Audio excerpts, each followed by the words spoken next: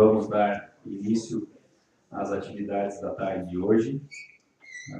Agradecemos a presença de toda a comunidade acadêmica, saudando o senhor diretor e o senhor coordenador aqui da Faculdade de Odontologia da Universidade de Passo Fundo, professor Carlos Lago, professor Matheus Flores, saúdo os demais professores aqui presentes.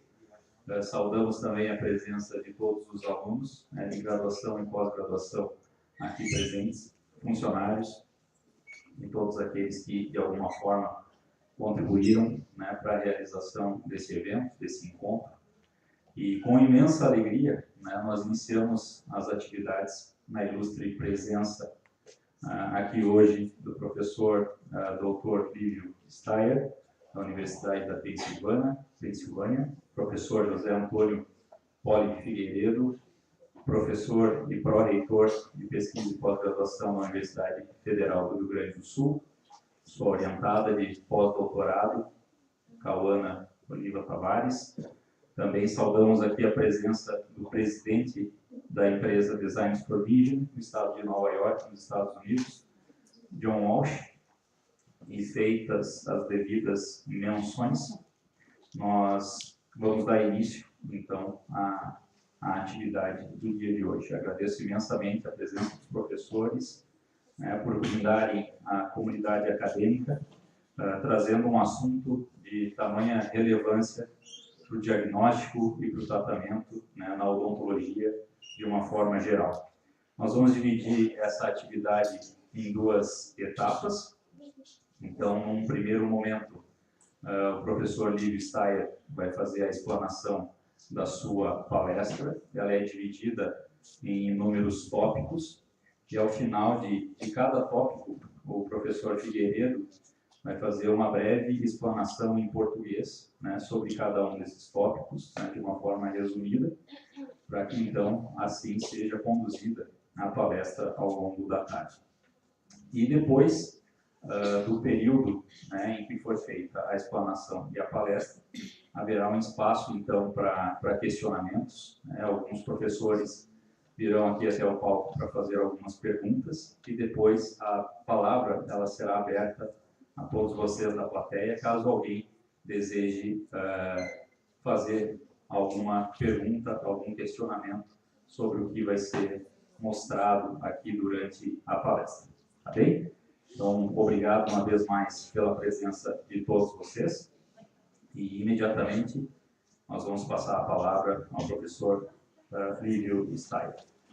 Professor Lívio Steyer, thank you very much once again for your presence, for accepting our invitation to be here today with our students, with our professors, showing us this technology, its benefits in the diagnosis and treatment for general dentistry.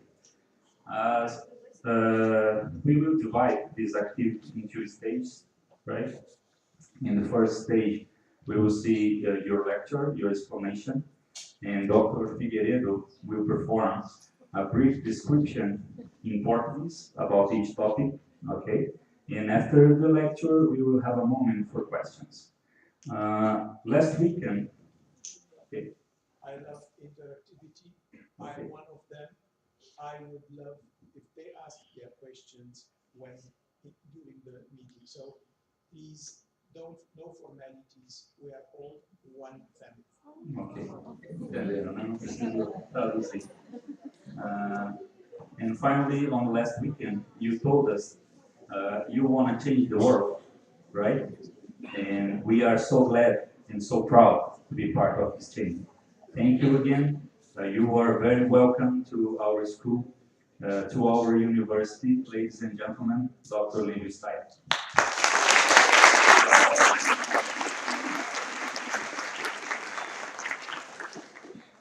Thank you very much. I am very honored, pleased, and delighted to be here. I will not stay in front of you. I am walking because I'm part of you. You know, I was sitting there, okay? And I want you one day to stay here, okay? So, Mateus just very nicely said, I would like to change the face of dentistry. You know, COVID was one of these situations. I don't know if you know that 40% of all those people who died in the ICUs, okay, due to mechanical ventilation, it was due to oral pathogens. 40% out of 10 million people worldwide died, okay, because others ignored the oral pathogen. You understand? You understand? It's a lot. I did write scientific papers to the CDC, to the FDA, to the healthcare ministers in Europe. They could not care less about it. Placing the mechanical ventilator in this patient already pushed the oral microbiome into the body, and 40% died because of the oral microbiome. And we have a technology, and I will show it to you. I am honored and delighted you are here, and I can share it with you. And it's not my knowledge, it's not my science. It's already there for almost 100 years. Okay? And you understand that you, okay, you are a healthcare professional. You are not a dentist. Okay, it's different. You know that all those physicians look at you like a dentist. No, you are as important as them. Okay, and that's what I want you to understand. Okay. If you have questions, please ask during my presentation. Okay, I know what I have to say, so don't worry about it. Okay. So, as I said, I'm delighted and highly honored to be here. Thank you for being here with me today. My topic is fluorescence enhanced teragnosis. What is teragnosis? Therapy and diagnosis. I have to make a disclaimer. Okay, sorry, these are just part of my pattern. Okay, so yes, okay, but this is the way we have to deal with. What is he talking about? What's special? Nothing. Absolutely nothing. You know this green color here, okay, is what? Is chlorophyll. Okay? And without light, this chlorophyll would not be green. Okay? So I did not discover the word. Okay? So understanding that the process of photosynthesis, when did we learn this in school? 6th grade? 7th grade? Okay, so what is new about? Nothing. Okay? So this is what we are talking about. We are talking about light. We are talking about photosynthesis somehow. Okay? So without light and with light. Let's be with light, please. Okay, let's light accompany us.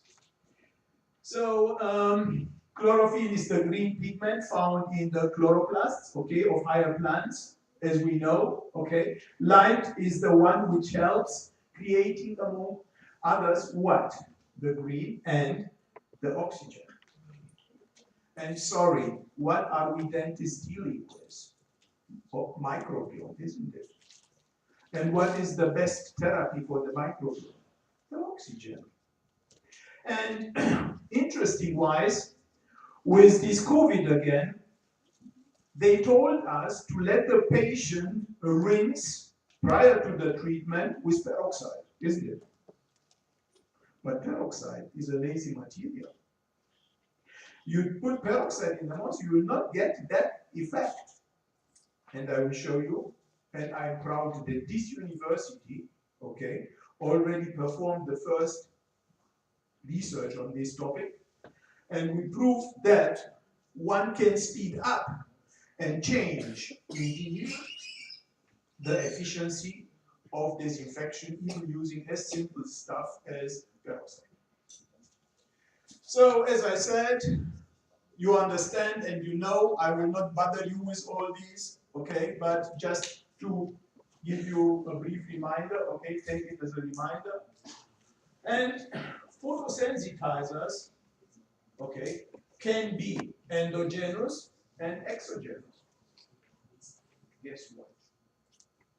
Blood, when the hand process is there, in the blood, in the production, okay, we will have a so-called protoporphyrins, protoporphyrin 9, which you know what? Protoporphyrin 9 with fluorescence, like the chlorophyll, the photosynthesis, is used today for what? By neurosurgeons, it is used today to identify tumor margins. I will show you. So we have a type 1 and type 2 reaction to produce what? To produce a radical or a radical ion. And in the presence of oxygen, we have oxygenated products, we have oxygen, we will manufacture and we will produce oxygen singlets, we will produce reactive oxygen species. Do we have endodontists here among us? Any endodontists here? Okay. Ask those endodontists, please, what is their major goal in the chemical disinfection? Am I right I am an endodontist, and a prosthodontist in the dental materials. I have several specialties. Sorry for that. But reactive oxygen species is exactly what we need, correct? In endodontics for disinfection. Reactive oxygen species is what we need. Good. So this is what we can do and what we can generate with this approach. And interesting, physicians discovered and they described, of course, all these, and you will come across this. It is called the Jablonski diagram. It is when light, okay, when light will excite a molecule, okay, and this molecule will then be in an excited stage, a higher stage, okay, and then it will give up energy, okay, and this energy. And so you'll have all this process of creation of oxygen singlets. Lifetime is very short, but it is there and it is very active. So as I said, you have this absorption, transfer of energy, internal conversion, and then you will have this fluorescence. I think if you want to translate anything during, you can do it. Now you can carry on and I'll make good. a briefing later. Wonderful. So what is this concept called? It's called the concept of bioluminescence. Okay? And yes, I hope that future generation dentists will have the benefit of being introduced during dental education grad programs on this topic, because we have photodiagnosis, we have photoactivator therapy, photoactivator disinfection, and photobiomodulation. Same as the chlorophyll, as I already told you. And I know, and if we go on the street, all those colleagues of us who advertise, you know, all those big advertisers, yes, what are they advertising? Aesthetic dentistry. Okay? I have a little bit of a problem with that.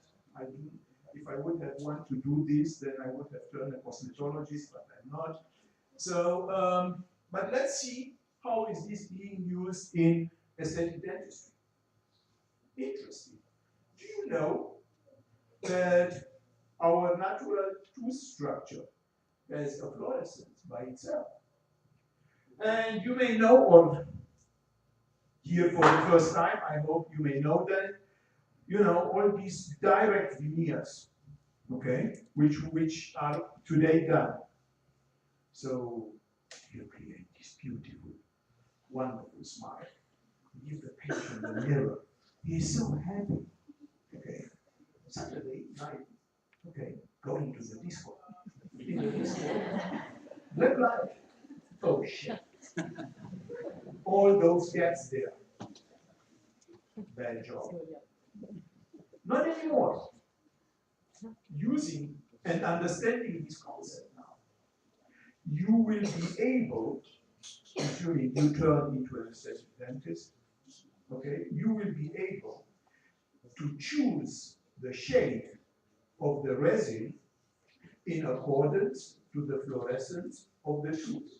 It may mean that you have different products close to you, but you will hold the shade, okay, on the tooth. You will use your fluorescence technology and identify that shade and that manufacturer who really produces the adequate shade for your patient. Is this a difference? What do you think? It's a big difference. Yes, I think as well. So fluorescence of dentin is called bioluminescent species. Okay, this is science. It's not by me. It was already there when I first read it. So clearly, autofluorescence in human dentin in relation to age, tooth type, and temperature measured, and so on and so on and so on. So this is not new. Okay, and I will not bother you with the science, but I'm sure you will want the proof that I'm not going to lie to you. Okay? Look here. Look at that. Are you already convinced? Okay, please do not leave the room. I have more to tell you. So, fluorescence, okay? Clinical evaluation of new composite resins, okay? This is not by me. Okay? But they are talking about it, but they do not give you a tool to measure that. And no, the light cure, okay, will not help you because the light cure is a different wavelength. Okay, so it's different. You see? Okay? Clear. Shocking. So yes, the way we are taught and we teach our students to do the shade selection is not adequate. This is probably the first bad news which the educators here in the room will have to take back home. Sorry.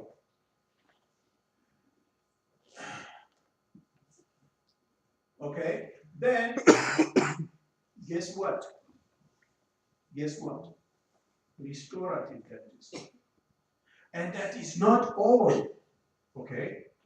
You know, I'm going with my wife now after 40-something years in clinical practice. My wife is a dentist as well. We are going to a gym in Boston. The only advert that you will find there, you know what it is about? Invisalign. Okay? This is the only advert you will find there. 10 millions of patients treated with Invisalign. Okay? And so on and so on. Okay? I'm sorry. I will show you that without bioluminescence, you are producing iatrogenic failures.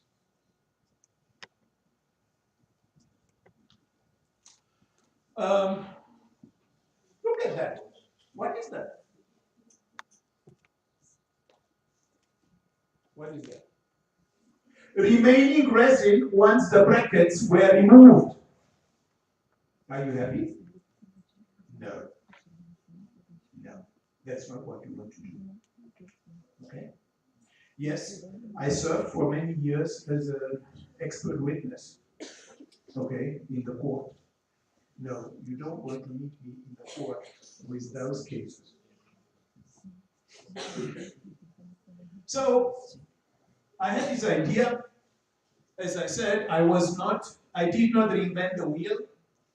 I had some fluorescence technology, some fluorescence cameras, okay? But you know what? I always had to do what? To interrupt treatment, put my stuff aside, take the camera and look. Then I went to my wife and I told you, can you by any chance grow a third hand of my belly? She made different dishes, but it did not work well, okay? So I went to this gentleman, Mr. John Walsh, vice president of Designs for Vision, and we discussed, and he understood, and he said, let's do it. And this was, this was our first version, okay? This was our first version. And you see, we had here a different glasses. Having these different glasses created one problem again. I could only do diagnosis. I could not use resins with these glasses. I could not see anything. So we worked very hard, Designs for Vision. And here is a glass, okay? You think it is the classic loops? No. This has 5 filters on it. To do what? Now with these perfect glasses, you do the same like this. So you cannot say, oh, but I'm already using my loops. Can I not simply buy the blue light? No, you cannot. Because the blue light deserves a filter for the differentiation. So instead of investing money in your classic loops, you will from start have this optimal technology. And now, at the beginning, we had only a blue light, and we had to change. We do not have to do anything now. We have 1 glasses and two lights. Where is it?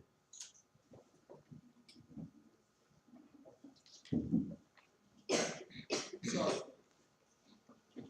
You can hear me like this as well, yes? Okay. So here it is, okay? The standard light, which you will use continuously, okay? And 1. Okay. And we have, thank you, Mateus. Professor Mateus Souza prepared some extracted teas. We have them there. And I want you all, okay, even if your dinner will be a little bit later tonight, I want you all to have a look through that outside on those extracted teas and understand what I'm talking about. Okay? Está pedindo, pessoal, para depois cada um de vocês passar ali no standard da Designs for Vision e com a lupa examinar os dentes extraídos que ali estão, para vocês observarem as condições patológicas, comparando com e sem a utilização da lupa. Please, if you have questions, ask me. Please. Now, okay, I'm here and I'm one of you. Okay? I'm not something special. Okay? I'm one of you. Okay? Nothing special between you and me. Okay? You know what? If you are good, I am good. Only. Okay? And if you are a patient today, I could be your patient tomorrow. Okay? This is the way I want you to think. Okay? And of course, she will ask clearly, okay, oh, but I need the documentation. Okay? So this is why we introduced this camera. Okay? Good. So let me share some picture with you. This is one of my PhD students, Dr. Gal Hilch, and here he is using fluorescence. Okay, so the technology is called Revia. Okay, and look at that. These are my pictures. Okay, from my practice. You see here, this what you see here. What is that? What is that? I'll tell you. This is plaque and calculus older than 10 days. Why? Gingivalis and actinomycetum comitans, okay, produce, remember, chlorophyll and photosynthesis, light, and then together they produce, you can see them. So now when you go and you remove, okay, tartar or plaque, okay, you see what you're doing. And guess what? Guess what? You give a protection glass to your patient, and in this hand, the patient will have a mirror.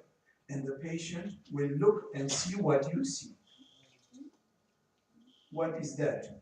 That is communication between patient and dentist. And suddenly, okay, you do not need to do this, blah, blah, blah, blah, blah. The patient will ask you, oh, what can we do about it? And you do not have to start, yes, and you will have to pay this. The patient will ask you, how can you help me? And this is communication. This is what I understand under shared decision making.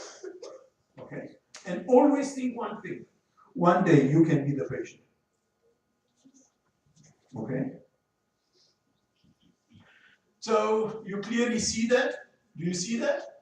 Can you see? Look at that. What is that?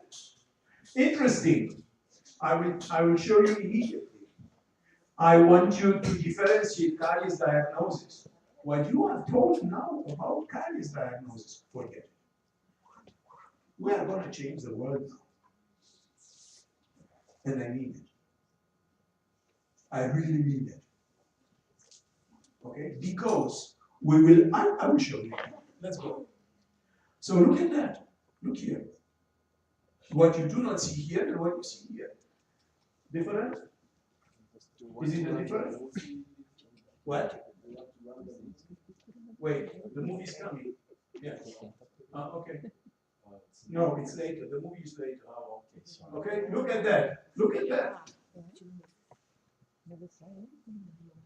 Did you ever see these pictures? This kind of stuff? It's a difference. Yeah, and I have white hair, yes. It took me 45 years to get to this.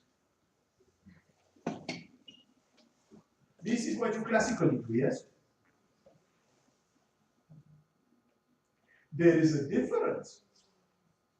Because what you see here, red, is older than 10 days. So the plaque, if it has a maturation, it has a different fluorescence to fresh plaque.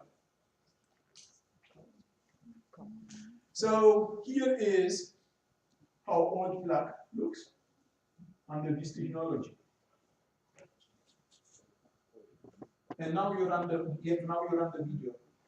Philippe.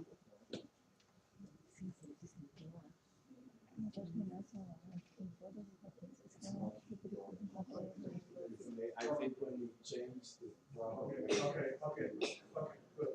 Whatever. This is before, this is after. You clearly see the difference also with your eyes. Here, you see before and you see after. Would you prefer with or without? You are already convinced, yes? Please stay here, don't leave the room. Look at that. So, let me ask you a question. Okay? Are you ready to move from operative to non-operative treatment of dental caries in your clinical practice? Yes. What does this mean? Look at those teeth here. We know what it is, yes? Iatrogenic, yes? Post-ortho, yes? Look at that. This is not hypomineralization. It is not incisive molar hypomineralization. This is post-ortho. Look at that. Are you happy? No. So, the patient will not even understand, okay? And I am sure you are taught, same as I did teach my students, you are taught how? Use your explorer to diagnose decay, correct? No! Because this is invasive. No, I will show you how to diagnose. If it's too loud, tell me, I'll be more silent. Look at that. Okay. Question. Teacher. will teach your students to remove and to have it white to scar, correct?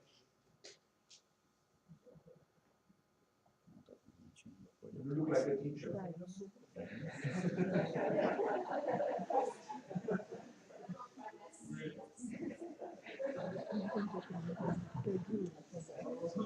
I need a student. I need a student here. Student. Ask me, don't ask them, ask me. Did you ever hear about Maillard reaction?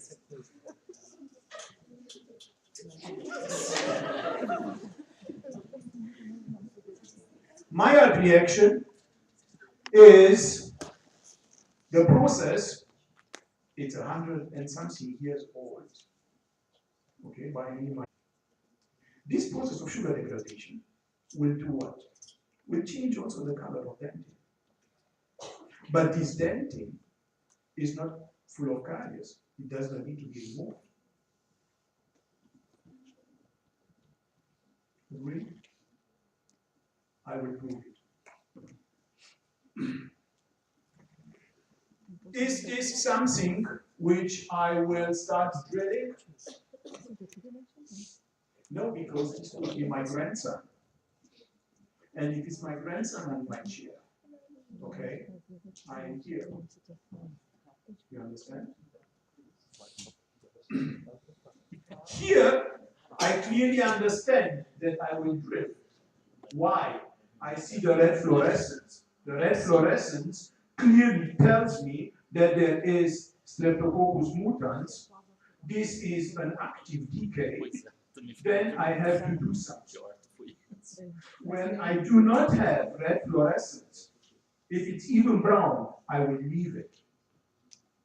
I will go into today so-called non-operative, non-minimal invasive dentistry. Sorry. Clearly, post-ortho.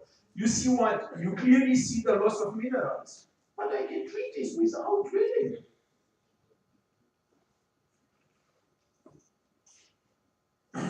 And voila, this is using a fluorophore, okay, for fresh plaque detection.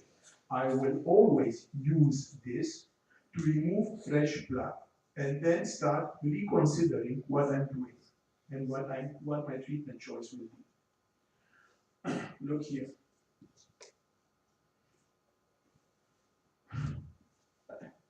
I will not bother you with that, okay? But this is science, okay? 54%, okay, of resins will be removed and replaced, okay, and so on and so on and so on, okay.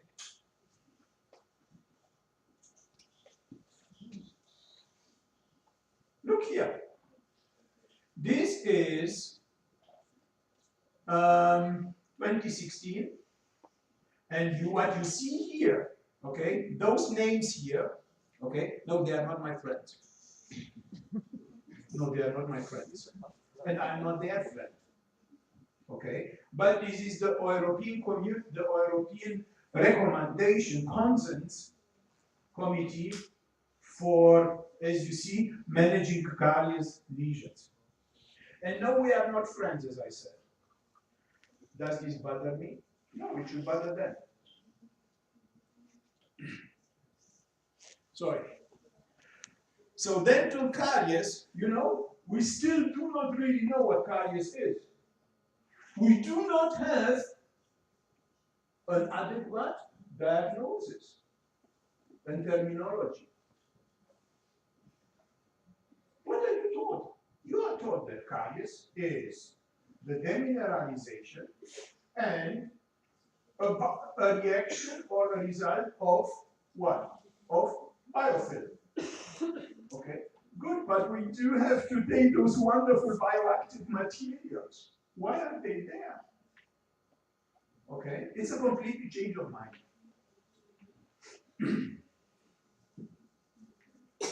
So, By the way, look at this paper, okay? This was the paper which I showed you. Look what they write in this paper. Ladies and gentlemen, please. Ladies and gentlemen, please. What do they write? Dental caries is not an infectious disease. I'm sorry, can I leave the room now? Fig, can you take over? I don't know, how do you feel about it? Good? No, I feel bad. You understand? It's infectious, but not contagious. Sorry? Of course. Yes, of course. But of course you are right. Yes. But look, you know all these names, you know them. Yes, of course. You know them as a Yeah. teacher. You know those names. Look what they said. Yes, I know. Can you live with them? I cannot. So no, they are not my friends, sorry. Would I allow any one of those to treat my teeth? No. I prefer to go and brush my teeth 6 to 8 times a day.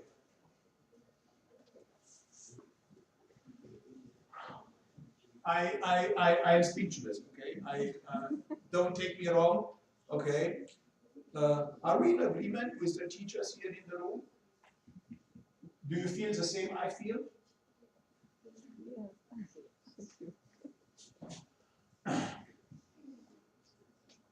And as I said, this Maillard reaction, they did not even teach it to us.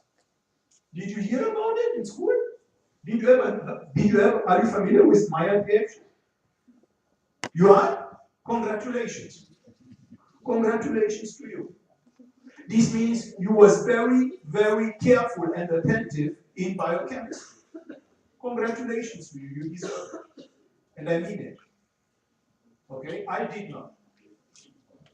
Okay? So,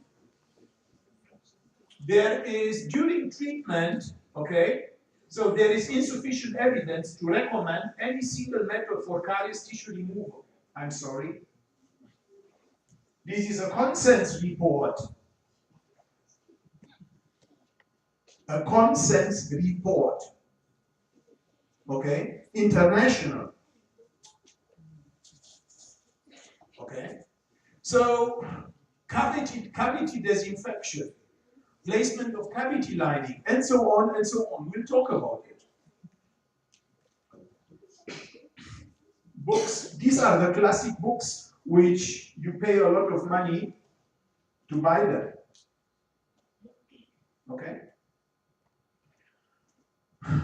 So, operative treatment of dental caries, not with me anymore. And by the way, do you know why this all happened? This all happens because there is a barrier. You see this door here?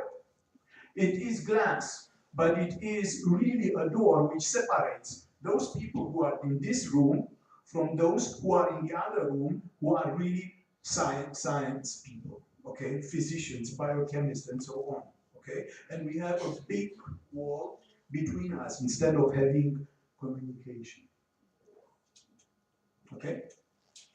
So, what is dental caries? How should we assess removal of caries? And so on and so on. I prefer not to do this today anymore. And I do not use tactile methodology to diagnose decay anymore. So, because what? Because I may be able to damage even further the tooth structure.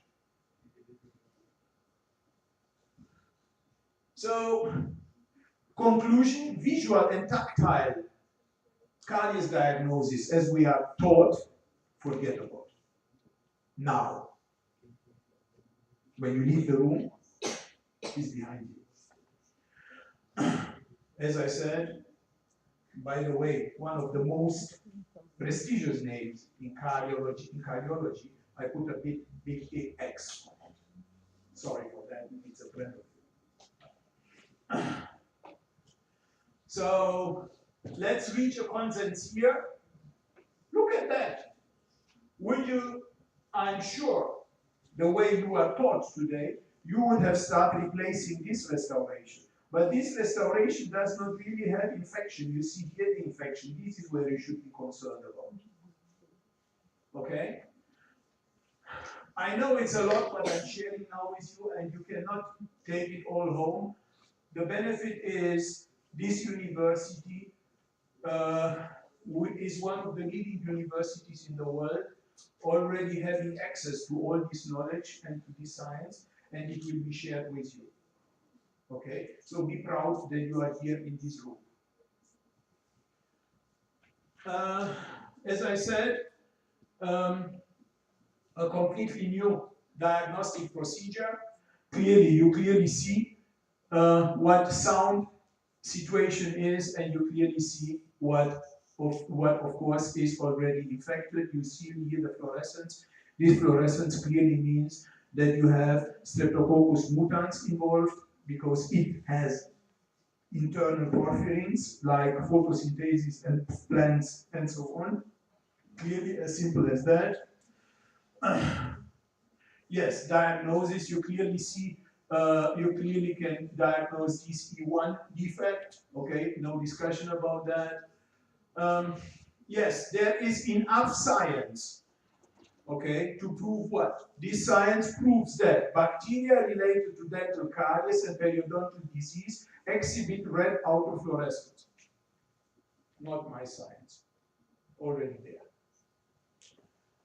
So look at that.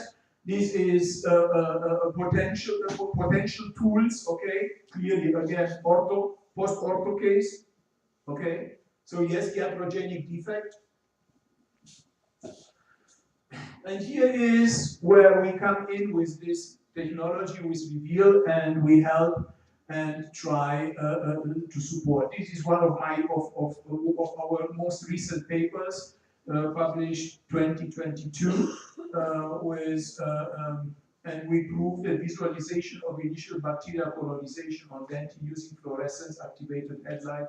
So using fluorescence, you clearly identify all these. Okay, I believe you have the paper. Yeah. So clearly, you see, we use this technology, and we prove that these facts. Okay. So take home message. Your take home message. Okay. When you go home now, I know you'll go home like this. Okay. Fluorescence. You take home message. Fluorescence on your back. And yes, all those professors here in the room will tell you how we are using dyes. We are teaching caries diagnostic using dyes.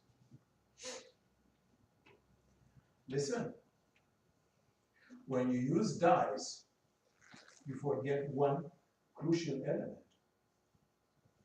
because you forget the dentinal tubule, and you forget that the dye is a liquid and it will penetrate in the dentinal tubule, okay, and you will destroy and remove a lot of tooth structure.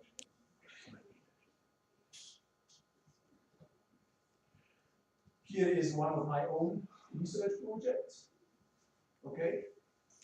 You see this, and of course, 25 years ago, I would have removed everything and left white tooth structure. GV Black, thank you very much, rest in peace. Okay, black concept is, yes, but thank you very much, rest in peace. Okay? No, no, do not remove all that. Using bioactive materials, you will be able to regenerate and grow tertiary dentin. Okay? So, take home message, I'm sorry. I know it's heavy package with you, okay? I'm sorry. Yes, but in addition, quite simple, very simple. This is sodium fluorescein, okay? You go to the optician and you will do what? oh, you need lenses. Let me see if the lenses fit nicely onto your lens, okay? They will dye, okay, the lenses with sodium fluorescein, put it in, and see if there is anything. So sodium fluorescein can wonderfully be used in the mouse implant. Look, and not my science again. Okay? Look, here you see the demineralization. You will not remove that, but you understand it is demineralization, loss of minerals, which you can remineralize. So this is all there, okay? What I would like you to take as a home message again, we have to differentiate between active and inactive caries or decay. If it is inactive, you will not remove tooth structure, you will do remineralization. If it is active, you will do disinfection and then remineralization. I hope you feel now the difference between when you came in this room and you were just mechanicistic, your mechanicistic thinking, and now you change your thinking. Look at that. What do I have to remove here? You know, only this one is red there. The rest, I can keep. I know if you come to the United States and you have to go through the ND national boards, they will come to you and ask you to remove everything. It may take a little bit of time to get the mind changed. Okay? But if it was my tools, I would kindly ask you not to touch. Okay? Look, crack, and so on, and so on, and so on. You see it like this, and voila. You see only here a little bit of fluorescence. Here you see clearly some red fluorescence, which means you have some bacteria, which you have to disinfect, and the rest you can preserve. As I said, using sodium fluorescein, and so on, and so on. So as I said, fluorescence, dye-enhanced fluorescence. So what should we do? We clearly, okay, have today the ability, okay, to understand. And yes, I know. The patient who will sit on the chair and you will be the dentist, she will ask, I want everything white. I want it white from here until here. Okay? But she does not tell you if her under trousers are also white. Okay? But they will want only tooth color. Okay? But when we early started, when I'm a member of the American Academy of Gold Foil Operators and gold cast. So our margins those days were 10 to 15 microns. The margins with CAD-CAM are where? So 60 to 80 microns means a lot of resin. That resin in the mouse with the biofilm, with the esterase produced by the microbiome in the mouse will do what? Degradation of the resin. In 1.5 years, you will see that margins and the restoration already discolored and penetrated by bacteria. So, yes. Okay. A lot of papers, a lot of science, a change is needed. Okay? Minimal intervention dentistry. Only soft, infected dentin is removed and affected dentin remains. This is not my statement. This is out of this book. Okay?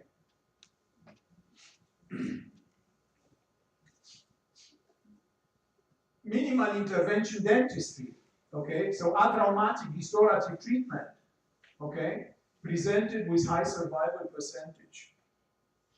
You understand? It is needed to change now. And you are the ones, because you are the next generation professionals, you are the ones who have to change already your mind. So some may have to climb stairs. I did climb the stairs. I really did climb stairs. While you are having the are beneficial and you will jump to the top. Again, a lot of things to carry home. And I know it's not the time now and not the environment. I'm just sharing with you that there is a lot of science. And when we see this, we do not go and remove completely everything. We have to differentiate to understand what we can preserve and what we have to leave. I personally, yeah. Can you stop for a while so that I can do a briefing? It's 1 hour lecture and then I speak for 5 minutes. 5 minutes? Yeah. You have a chronometer?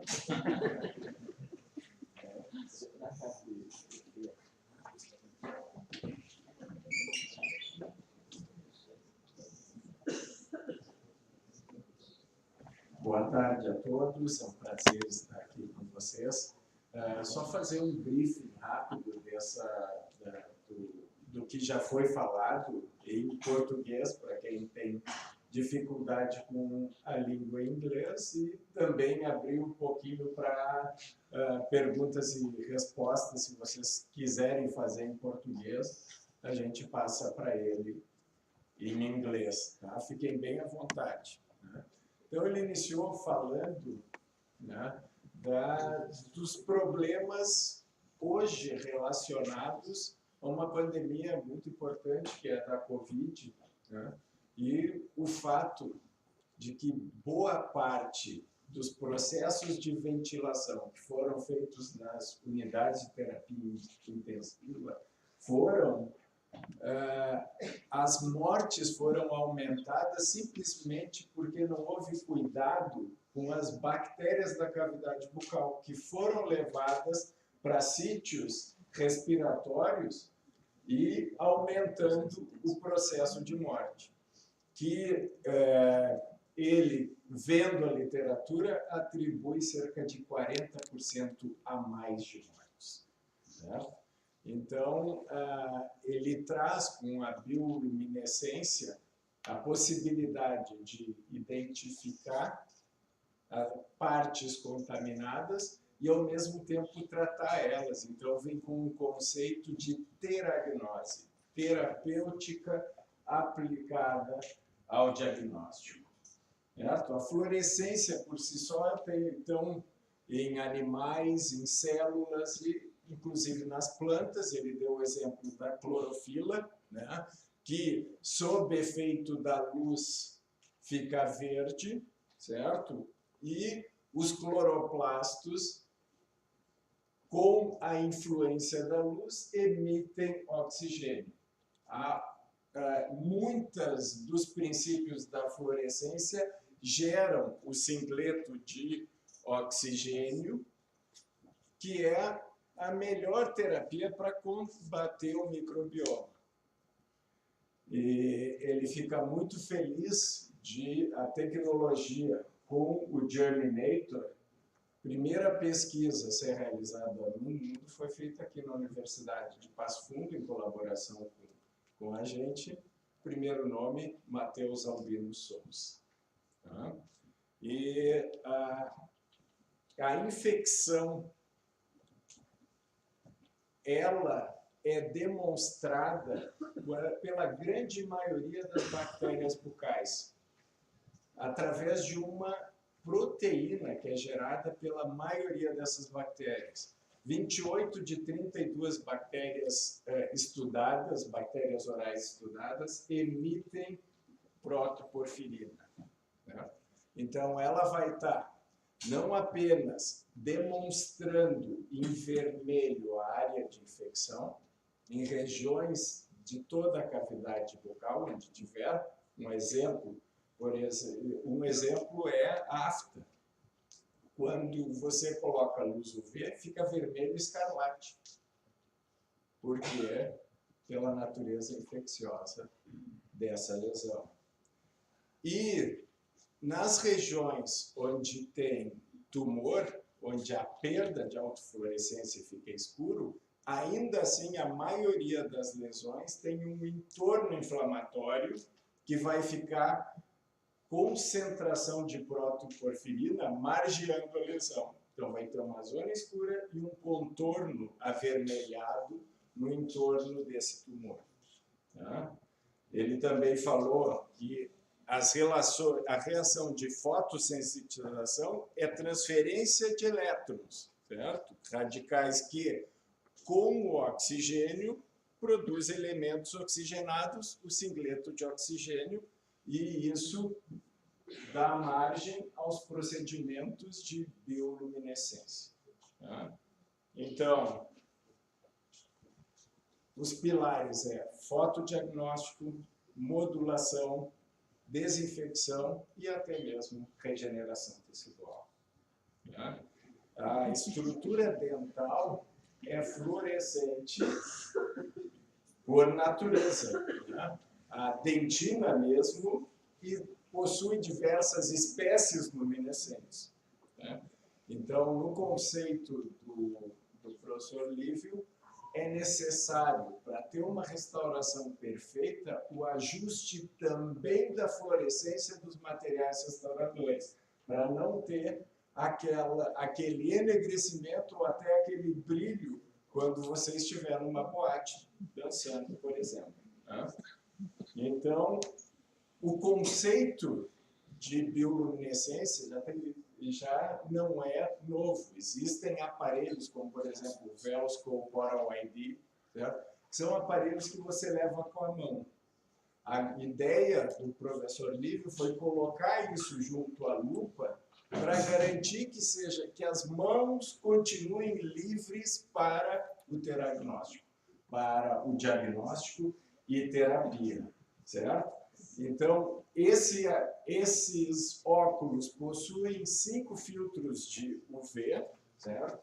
E ele convidou todos a olharem depois os dentes extraídos, e até podem usar um modelo, pode ser o mesmo. Eu deixei essa parte da frente sem escovar mesmo, para vocês verem placa, né?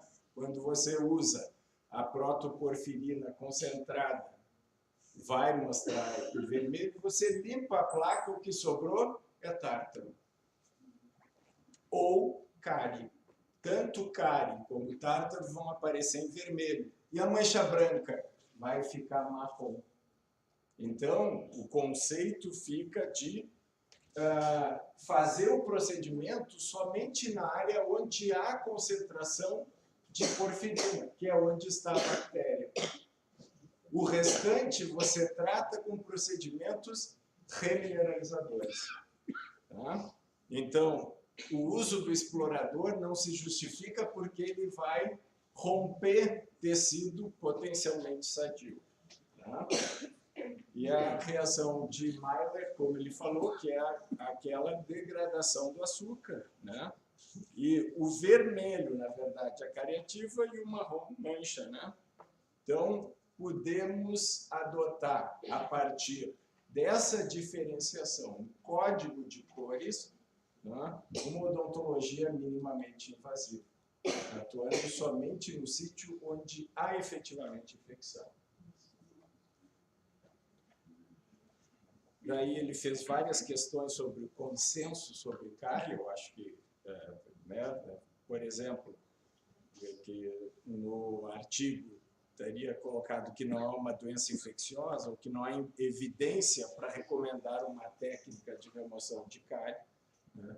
O que ele discorda frontalmente, porque já existe evidência para mostrar que, através de fluorescência, existe precisão diagnóstica dos processos, e isso foi comparado com exames histológicos desses dentes. Tá? Em 2022, o professor Steyer e colaboradores mostraram, tá, um modo de graduação do processo cárie detectando através de fonte luminescente, né? Então, isso, de certa forma, né, já antes já havia todo o questionamento das cavidades de Plé, que hoje não faz nenhum sentido ter, né? E comparando com os corantes que são usados, o problema é que o corante, no momento que é colocado, ele penetra no sistema de túbulos dentinários e vai corar uma região bem maior, porque os túbulos fazem um trajeto em S que necessariamente vai ocupar uma margem maior de área de visualização, onde parte da área corada não necessariamente esteja infectada. Quando você coloca um fluoróforo, ele pode modificar a cor da fonte luminescente, como, por exemplo, a fluoresceína, que deixa, quando colocada em luz UV de 405 nanômetros, a coloração verde. Tá? E ele fez um grande questionamento sobre o uso, agora indiscriminado, do CAD-CAM, porque as margens do CAD-CAM são muito grandes, permitindo a degradação dos adesivos entre as margens, e ele não considera isso aceitável. Então, falou da ART, né, da restauração traumática, né, e o conceito que ele traz principalmente seria adicionar fluorescência pela luz ultravioleta, digamos, componentes que fluorescem, como, por exemplo, alguma proteína, como fluoresceína, e, além disso, uma estratégia minimamente invasiva, atuando somente nos locais infectados. Perguntas? Sorry, it took 7 minutes. Perguntas? Okay, so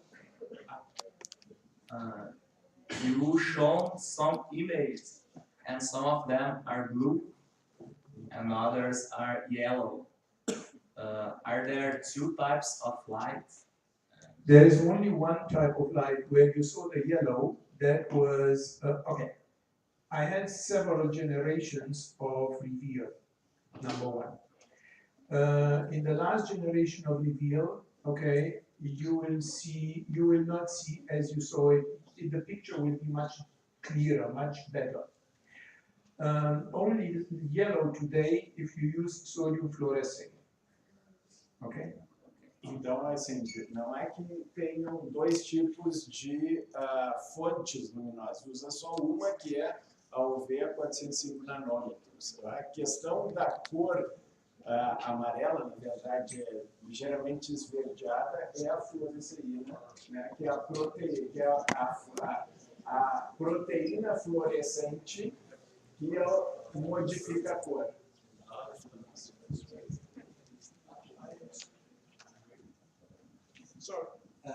Thank you for your presentation. It's really good, and of course, it's really good also to have this that you show for us the minimum invasive approach. It's always good that you defend a lot here. And of course, we are in an academic environment, and it's really good to discuss also. And I have some friends in that paper, and we defend that paper. That I don't agree that it's not that it's an infection disease. It's a not infection disease. I think that the message in that paper it's that it's not a COVID disease. That we don't contamine the other people by bacteria, right? And it's other factors that we can develop that disease. But okay. Very good point, and I'm grateful for that. But we did not talk about contagious infection here. We are talking about bacteria. Okay? Bacteria means infection in my world. If I do critical thinking, okay, and I start analyzing a statement, I have to evaluate the words which I'm using. I know for the moment that caries is loss of minerals, agree? Okay, where does this come from? So we have bacteria. So it is infection.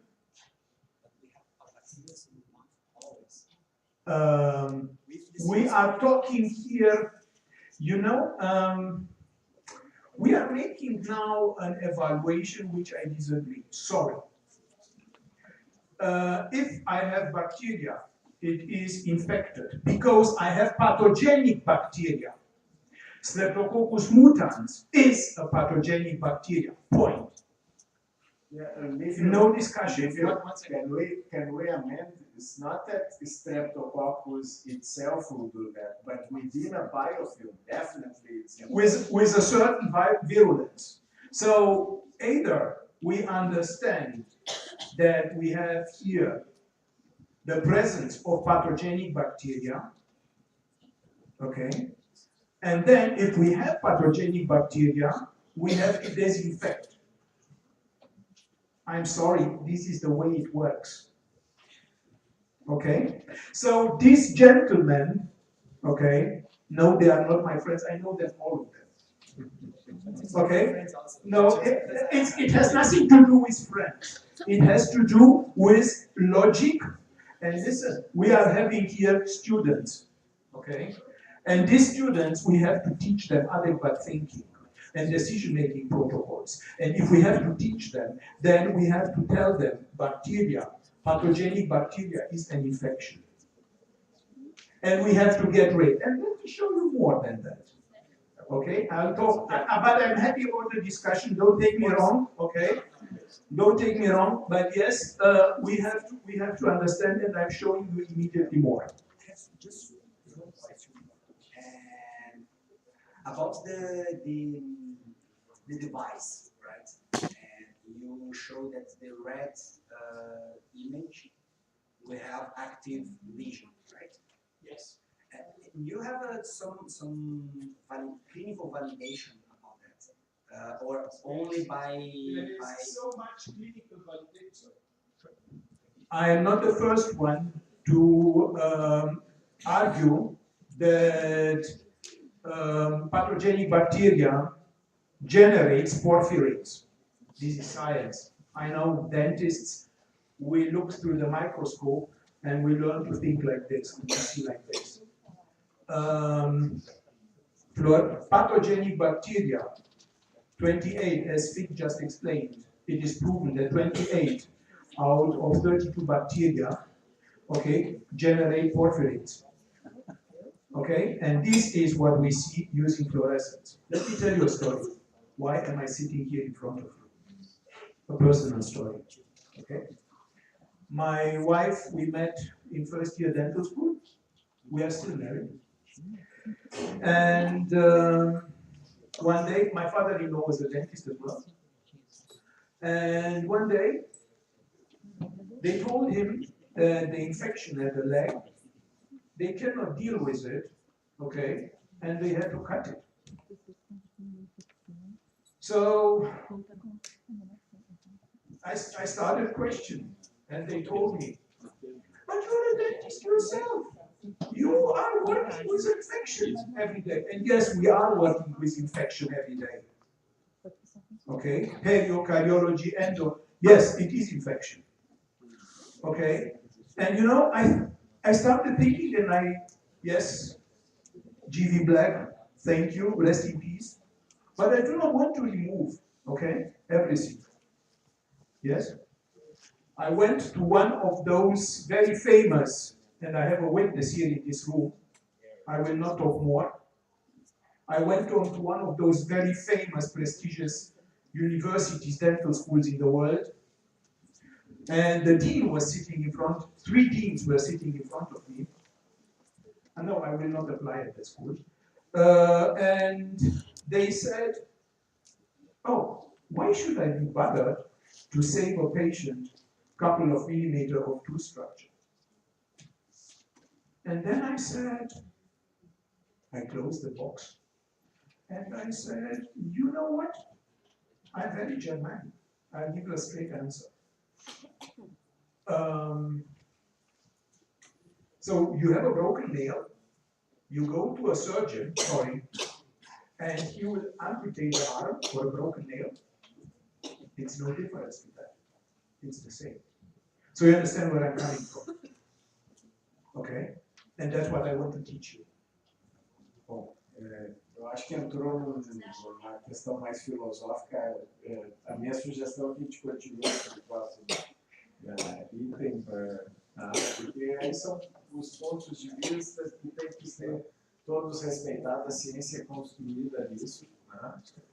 A sugestão é que depois se pegue, né, literatura e se discuta em relação a isso nos diferentes fóruns que se pode ter. Ok? So Okay. let's go on. Let's go with that. Then let's move over that. Let's not waste time on that anymore. And by the way, yes, I'm a great fan of chemomechanical caries removal, and yes, proudly Papa caries and so on out of South America. Congratulations, you deserve it. So we understand that, and many years ago, this gentleman and me, we met, and I was involved. That time I was young and disinfection, okay, root canal disinfection, okay, and we very fast came across so-called photoactivated disinfection. I will not bother you with too much about that, but again, you see, it is about infection. I am sorry. And for them, these persons, not to evaluate that and to understand that, it's a shame for them. And I'm sorry they are friends, your friends. You can quote my name, they know me, okay, but that's life. I'm telling you just. Yeah, I know, I'm saying. I don't have a problem with that. I have science. There is so much science to prove this. And it's not my science. I just went through the science. You understand? Okay, by the way, fantastic technologies, new bonding materials, new resins, okay, disinfectant, and so on, fabulous materials. In Phoenix, it has been just launched, a material produced by someone I know very well, Tel Aviv University. We published ourselves a paper on that. Wonderful technology, okay? You will come across later. So, Streptococcus mutans growth on resin composite increases surface roughness. What? Meaning you are doing a wonderful resin restoration, and the oral biofilm, which is present, will do what? Will destroy it. So use material which are adequate for that. By the way, an excellent book. Okay, I highly recommend you.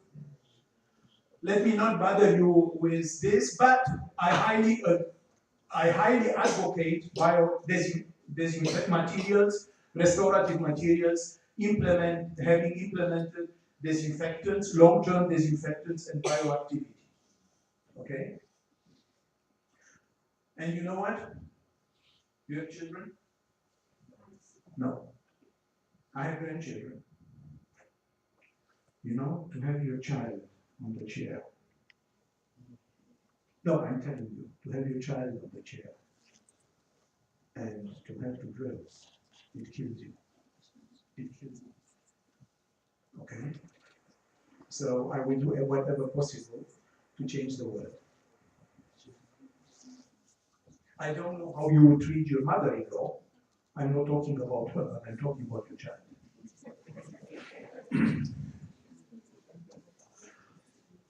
So yes, there are many options, many opportunities.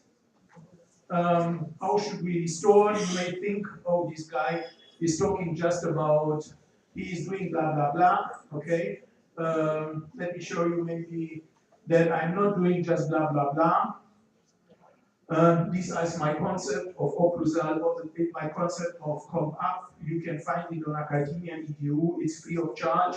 Simply download the paper and it's an excellent source of information. This is my cases. Okay, so this is my case. How I do it. Look at that. I think it's okay. Okay, restorative. Agreed. Can you live with it? With the result? I think so. I will avoid. I also understand occlusion. So yes, this is my result. Good. Let's move forward. I shared with you already this kind of stuff, so you have to you will not have to remove everything here. You will just remove what is infected, and so on and so on. A further case of mine. By the way, some of my educational cases and some of my lectures, most of my papers are free of charge. Okay, I don't want to make money by teaching you. So go on the website of Designs for Vision, or simply check it here in the library and you'll find it, you'll come across, and it's no secret, just Google my name. What to do here? Yes, I do have the red, I have red here, so it means I have Streptococcus mutans. Clearly, I have Streptococcus mutans. Okay, so this is my minimal invasive approach. As I said, GV Black, rest in peace.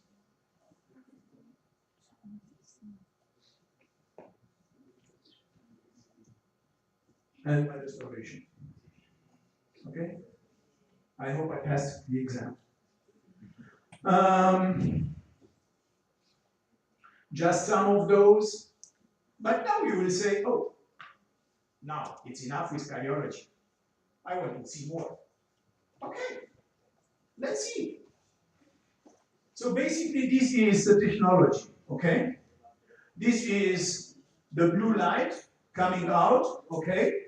And we are using the bacteria present, okay, the porphyrin by the bacteria, and we clearly excite using 405, having here the filters, we get back only red, green, and cyan fluorescent signals, okay? They pass through the filters, and here we have the results.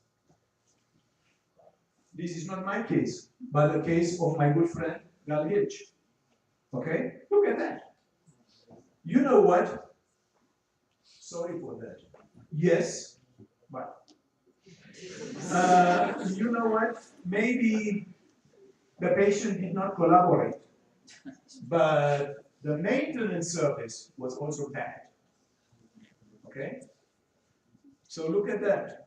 This is without, this is classic way you would see, and this is the way you see clearly the fluorescence on the periimplantitis, and yes, it is infection.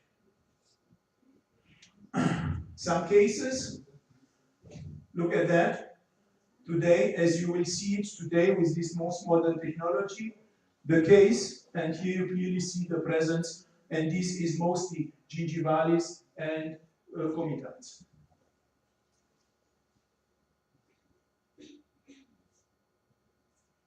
Would you like to see it like this or in a classic way? I don't know. I wouldn't want to touch it anymore without this.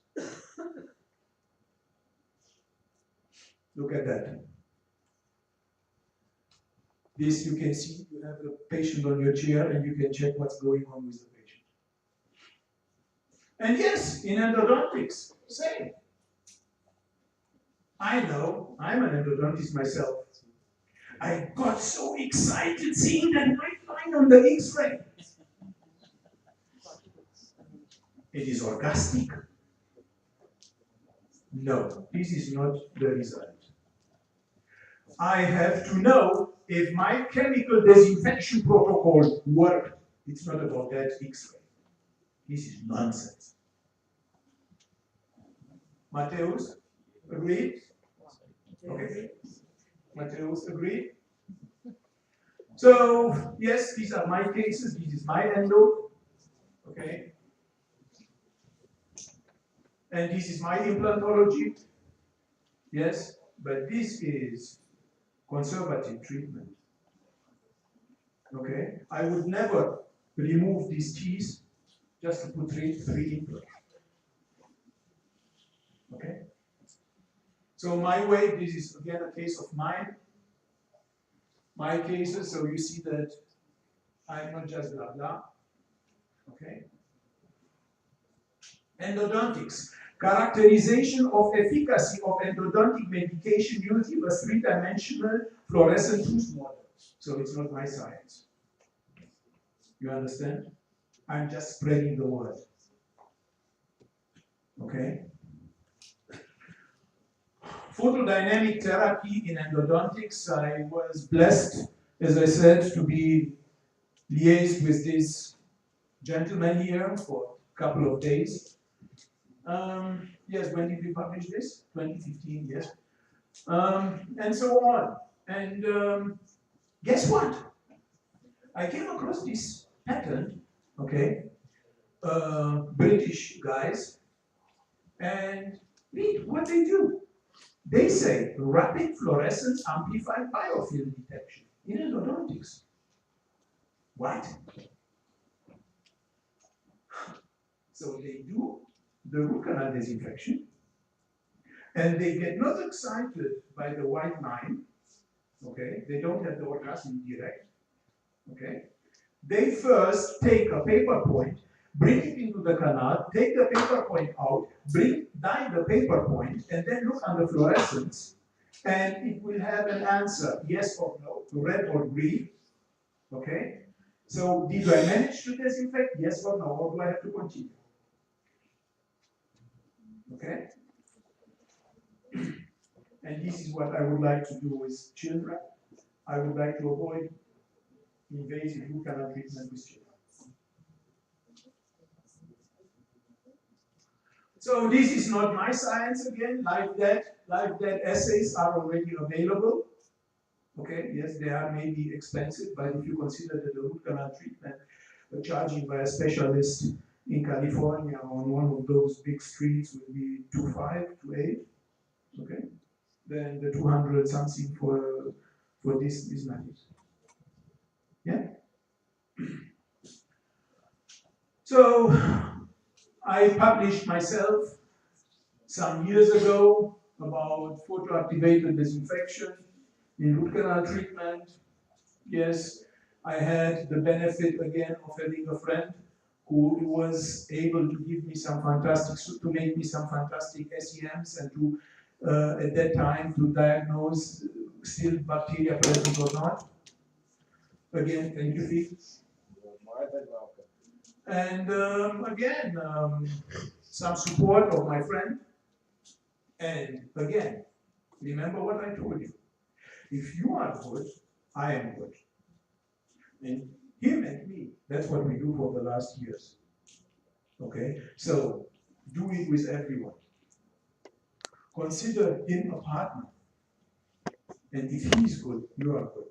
And he knows that if you are good, he is good. And tomorrow you can be a patient. And it is a privilege to be allowed to help a patient.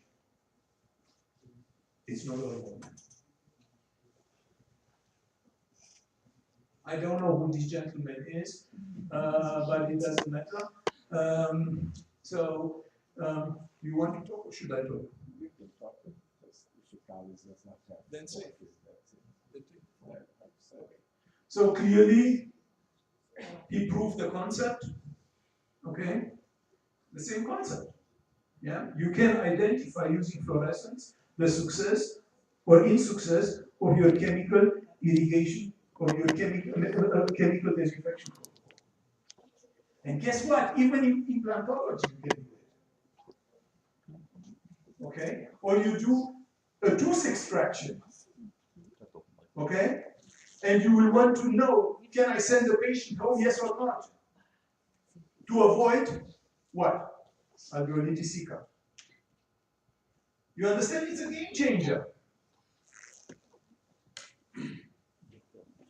This is a PhD thesis by Dr. Diane Granzato, clearly using calcine, and voila, you clearly see it. Simply using the loops. That's all. Okay? The way the teeth were kept, and here you clearly see the picture, you see that it was what was used, you clearly see, it doesn't need words. Really, the words are not needed here. Again, I share this with you, so sorry, I'm repeating myself here. Oh, by the way,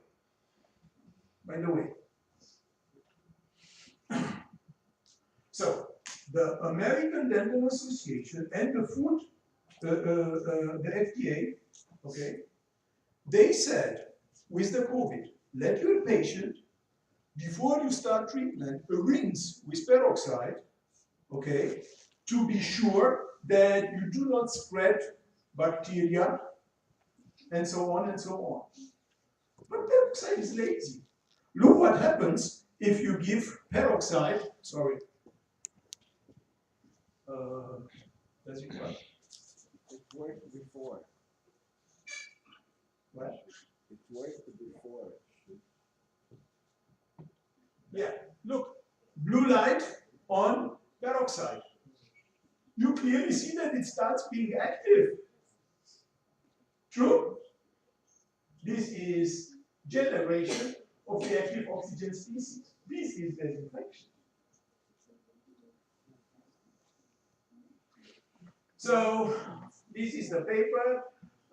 No, this is not a paper. This is part of this indication. So again, sorry, bactericidal effects of hydroxyl radical generated by photolysis of hydrogen peroxide. So again, not my science. Okay, already there. And yes, there are other technologies, but yes, we managed to prove that. We confirmed this was the first prototype of the so-called germinator. Okay, it is this for blue light to be applied, but now we are in a further phase. I will show you immediately. So this was the prototype number 1, designs for vision. Again, understood my yeah, and they were very nice. They built the technology. Yeah. Thank you very much. Designs for vision. Thank you, John. This was the technology, the first version. This is the start. The technology was which Mateus, and probably this is the university who was the first one in the world to prove it. Okay, this year. So you can understand how proud I am to be here. These are pictures by Mateus, not my pictures. And this is the paper. No, this is a further paper to support that our study. Okay, and yeah, clearly, here we are. And then we went into generation 2. This is generation 2. I have it there. John, please. We don't have now one light. We have 4 different lights. We do not have one intensity. We have several intensities. We go up to 600. We do not have to use one light alone. We can use 2 lights at the same time. We don't need it only for photoactivated disinfection. We can use it for photoactivated disinfection, for photoactivated therapy, and for photobiomodulation, meaning healing. Okay? Did you know that 40% of the chemo and radiotherapy patients have oral mucositis? Do you know what this means? These people do not only die of cancer, they die also by the oral mucositis because of the quality of life. Do you know how much the treatment of that costs? $70,000 to $80,000 per case. Do you know how they treat it? They don't know how to treat it. They use antibiotics. We use the germinator, and we are not invasive, and we have this. You understand that you are not simply a dentist, that you are a healthcare professional? You are not there, you are there. Okay? When you leave this room today, you are there. That's what I want you to understand. And this is the germinator. Okay? We have different lights, 405, 450, 530, 660. We have different intensities. And yes, I have even different modalities to use the light, continuous and pulse. You know why? Because the pulse light, okay, does not generate that heat, but it is super active. Okay? Not my science. Yeah. I don't like it. That's all. Look at that. Look at that. And we have, of course, a camera. John showing it to you. Here, this is the generator. Okay. So, you may think now it's only for the mucositis patients or for the tumor patients. No! It is what? It is for tumor patients. Oral squamous cell carcinoma. Each 8 tumors in the world is oral squamous cell carcinoma. Again, you are the healthcare professionals. You are the ones who use technology to identify and to see first. And if you see this, you can immediately treat this patient. Not my science, it's already there, using the germinator. Okay? We will one day not use the germinator only in the mouth, we will use it in the nose, in the ears, vaginitis, we will use it in proctology, yes. For the surgeon. So as I said, this is that. And it's not my science, the science is already there. Okay? So this is about that. So yes, you can. Yes, you can.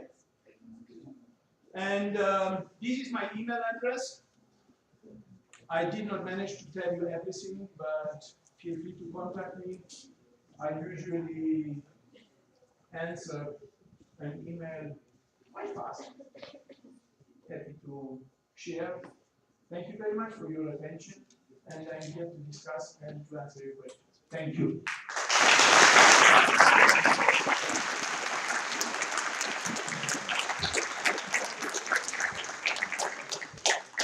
Fazendo rápido briefing agora, né, que foi falado sobre a questão da desinfecção.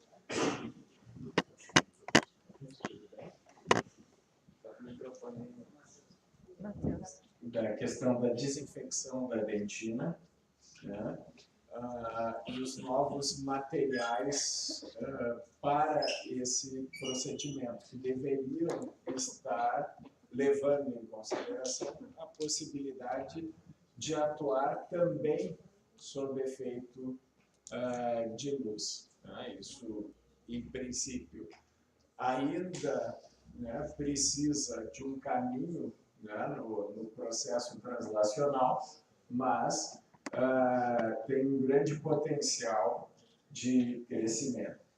Também ele mostrou nas situações de periodontite e periimplantite, onde se vê claramente as regiões do biofilme corados, a região corada em vermelha, e outras regiões com colorações menos avermelhadas, mas num espectro mais laranja, que seriam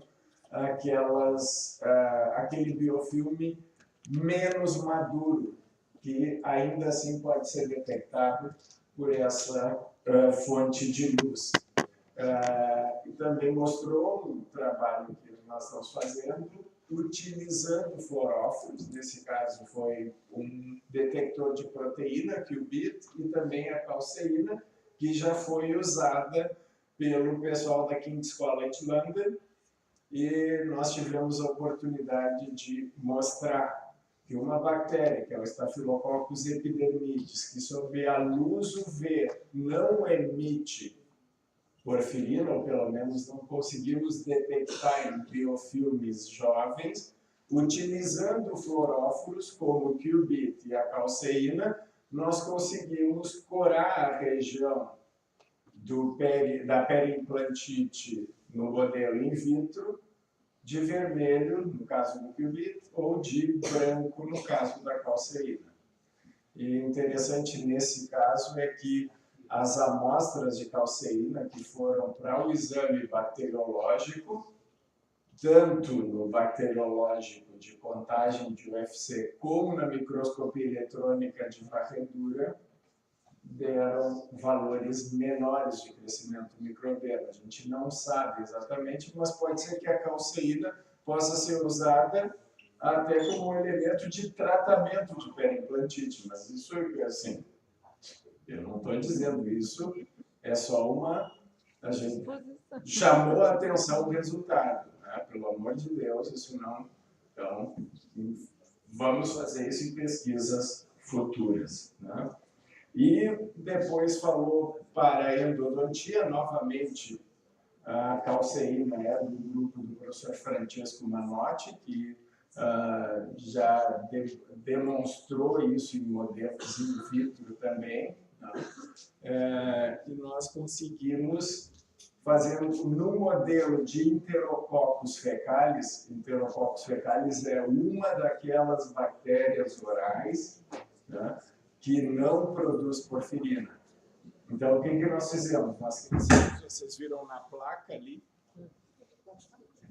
Vocês viram na placa que tínhamos, quando emitia a luz, não aparecia o filme.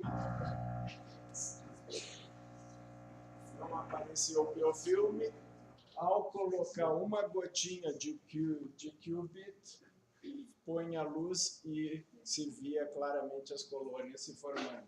E no biofilme de Enterococcus fecalis de 28 dias, a luz emitida, o vermelho. Aí fizemos diversas pesquisas, uma delas com bacteriófagos, né, e demonstrando a eliminação dos Enterococcus fecalis com um outro modelo, não é o motivo da aula, mas só para falar. Depois ele falou da questão da descontaminação de bactérias da cavidade bucal, né, com o uso do Germinator, e esse trabalho foi feito aqui na Universidade de Passo Fundo, está publicado no Clinical Oral Investigations 2022, né, agora em janeiro de 2022, com a participação de cientistas do planeta também, que mostrando redução da cavidade. E agora essa nova versão do Germinator, que foi apresentada agora, ela tem 4 comprimentos de onda. Um dos comprimentos de onda é aquele utilizado para desinfecção de cavidade bucal, que foi usado na versão anterior do Germinator.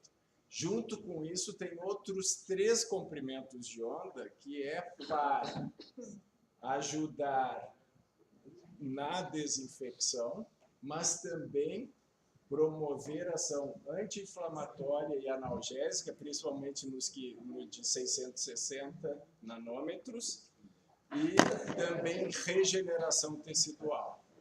Então, a ideia é a utilização em pacientes com mucosite, para pacientes que tiveram radioterapia ou quimioterapia, a utilização nos casos de mucosite. Nós estamos começando esses estudos agora, até porque o aparelho está recém saindo, né? Então, antes de usar no paciente, nós estamos fazendo um modelo de mucosite em ratos, estamos induzindo lesões de câncer em ratos e depois nós vamos fazer os estudos clínicos sobre isso. Então, vamos... Não sei se abrimos. Livio, Um, could you come for the discussion? Okay, thank you, Livio. Thank you, Fee, for your lecture. Thank you. We appreciate your time here with us. And we will invite some guests to come here at the stage to perform some questions, okay? And we will start with Dr. Daniela Corralo from Public Health and Cardiology. Please. Yes, please.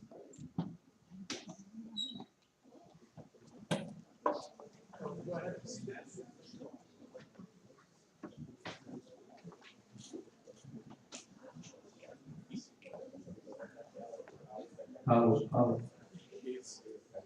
Nós precisamos do outro microfone aqui também, Alex.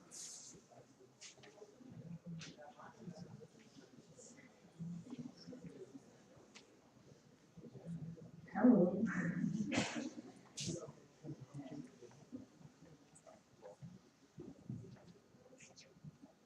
Good afternoon, everyone. I will try to ask in English. Maybe you could help me.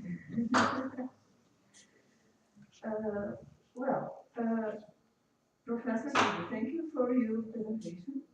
It was awesome. And we had a lot of questions to ask you about these technologies. And I work with bacteria, I work with caries, and then I work with disinfection. So a lot of things that you show, it's interesting for us. So, your first information that you said here, it was about diet in hospital. Patients with that aspirate the biofilm from during ventilator and died. So, I have a question about this, because we use it together, Matthews, the Terminator, and we achieved good results. So it was difficult to use because we need to put the peroxide, hydrogen in mouth, keep that, and put the Terminator. So in hospital, patients that are constant, how could you use this apparatus? Sorry, I cannot say it. It's not my style. Okay, sorry for that. Great question. By the way, I don't know if you know, today there are ventilators which already have blue light incorporated. Now, in this hospital, in this ICU, you will have both versions, the classic one with no blue light and the one with blue light. How do you understand which one to use? The one is more expensive than the other. You simply use the wheel, you identify what's in the mouth of the patient, and you decide this is the way to go or not. One option.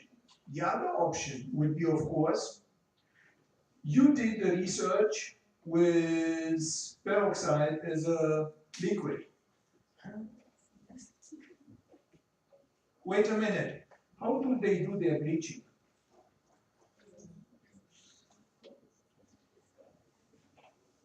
Do you know that there are... No, you know, you can use oral gel. This is a gel, so peroxide in a gel form. You use it, you apply, 30 seconds, and you can do your ventilation. Did this answer your question? Thank you. I think about this, it's a gel form, yes, then better, okay. Professor, considering... Só um pouquinho, vocês entenderam o problema? A pergunta foi em relação à dificuldade de manter o líquido quando se está usando o Terminator, né, em conjunto com a água oxigenada, né? Que era líquida. Né? Então, agora ele está trazendo a novidade modalidade que seria o uso em gel, né, junto com essa tecnologia que é mais confortável para o paciente. E, além disso, a informação de que vários novos ventiladores já estão vindo com fonte UV para diminuir a carga bacteriana, a carga de bactérias orais no processo. Yes, thank you. And we know that our mouths have a wide diversity of microorganisms. And this microbiome keep in balance. Some bacteria and microbes are pathogenic, but not all. When I should decide to use the germinator,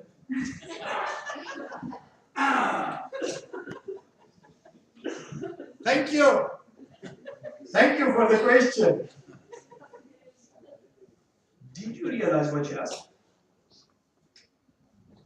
She asks now with a non-invasive, sorry, you know I love you, yes?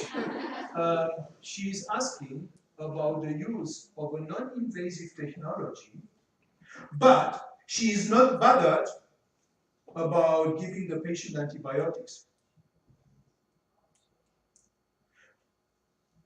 Resistance with antibiotics. You do not know which antibiotic is the right one because you did not do a culture. And you know what? I had a discussion, I again have here in this room a witness for what I say now. So I'm talking with some oral pathologists coming from the, yeah, you know what I mean. And they look at me like this. I look to them like this. And they tell me, okay, oh, wonderful. So now you have a solution. You are looking for a problem. You know,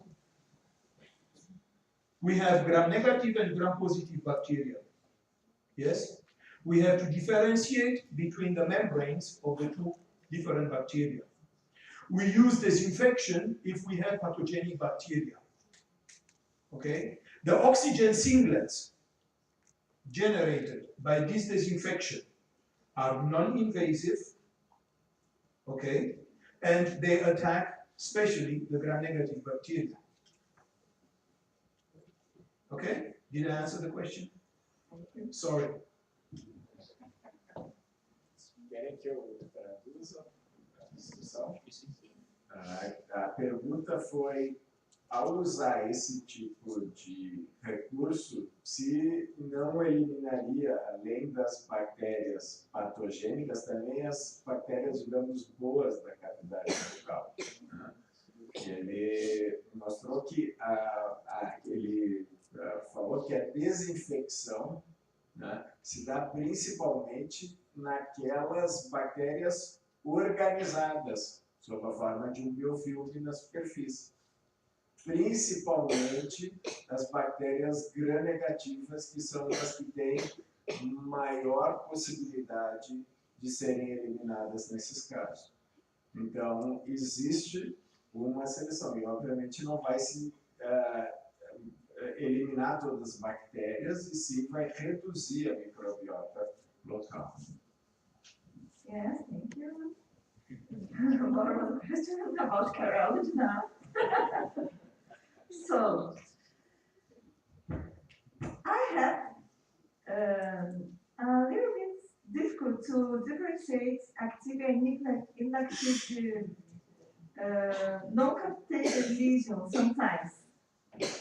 There is a point that we can, with visual eyes, say, no, it is active, no, it's inactive. And looking for your bioluminescence, we think that it could help us a lot. But I have afraid that you use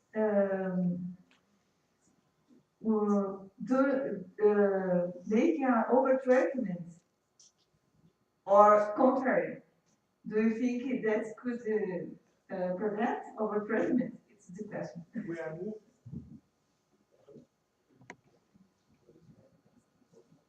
We are moving from invasive GV black to non-invasive treatment here. Because we differentiate between, so we start understanding, number one, presence of pathogenic bacteria and demineralization. In a case of presence of pathogenic bacteria, which I see due to the porphyrins it generates, I will make sure that I get rid of the porphyrins, of the bacteria, pathogenic bacteria, by today not, but tomorrow by disinfection, okay? And then I come and I use fight back or other new bonding materials having ammonia implemented as bondings, okay, bonding material. And then we use bioactive materials, resins, having hepatides, okay? And this way we make a remineralization. Do not forget, all these, even the soft affected dentin, it still has 30% minerals. Okay, and we managed to remineralize to produce tertiary dentin. I know, but we are in process and we can prove it. And it is not only my science, it is science which is already proven. Yes, we are a minimal invasive approach here.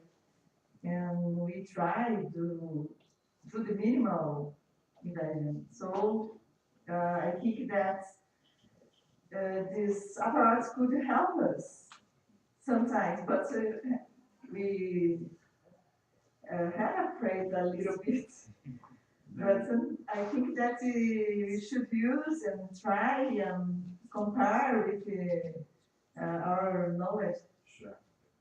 Ela está colocando que viu aquela apresentação, esse caminho é bastante interessante, mas teria medo de algum sobretratamento se aparecesse a luz maior. Né? E, na verdade, eu posso dizer assim, eu não tenho, o professor Lívio, quando começou, já fez o disclaimer, ou seja, ele tem uma relação com a empresa Designs for Vision. Eu sou pró-reitor de pesquisa, certo? E estou nesse processo de avaliação puramente pela pesquisa, não ganho um centavo para nada em relação a isso. E posso dizer para vocês, eu fiz minha formação de especialista de endodontia. Durante 3 anos fui professor na University College London, usando microscópio endodôntico todo o tempo.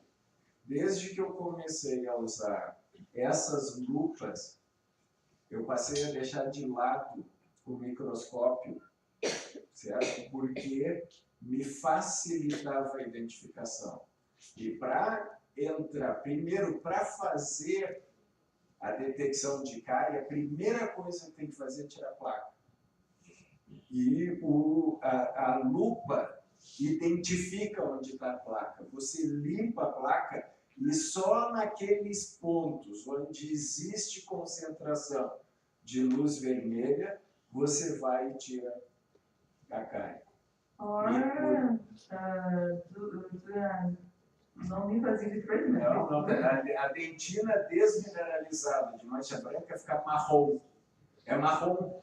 A diferença é incrível. Assim, você vê a mancha branca, você vê a área e toda a região de mancha branca que você vê fica pigmentada de marrom. Totalmente inativo, você não faz nada. Você só mexe onde está brilhando o vermelho escarlate.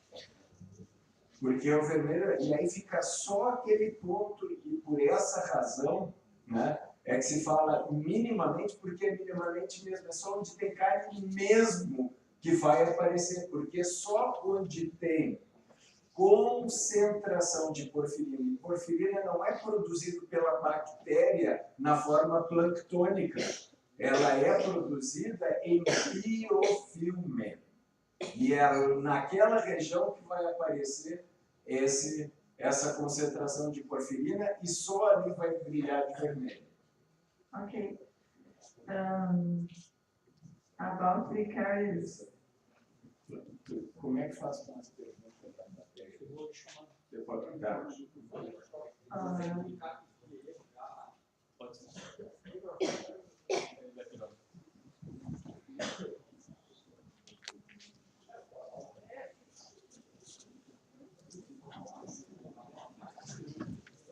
Boa tarde, professores. Querido professor Lívio.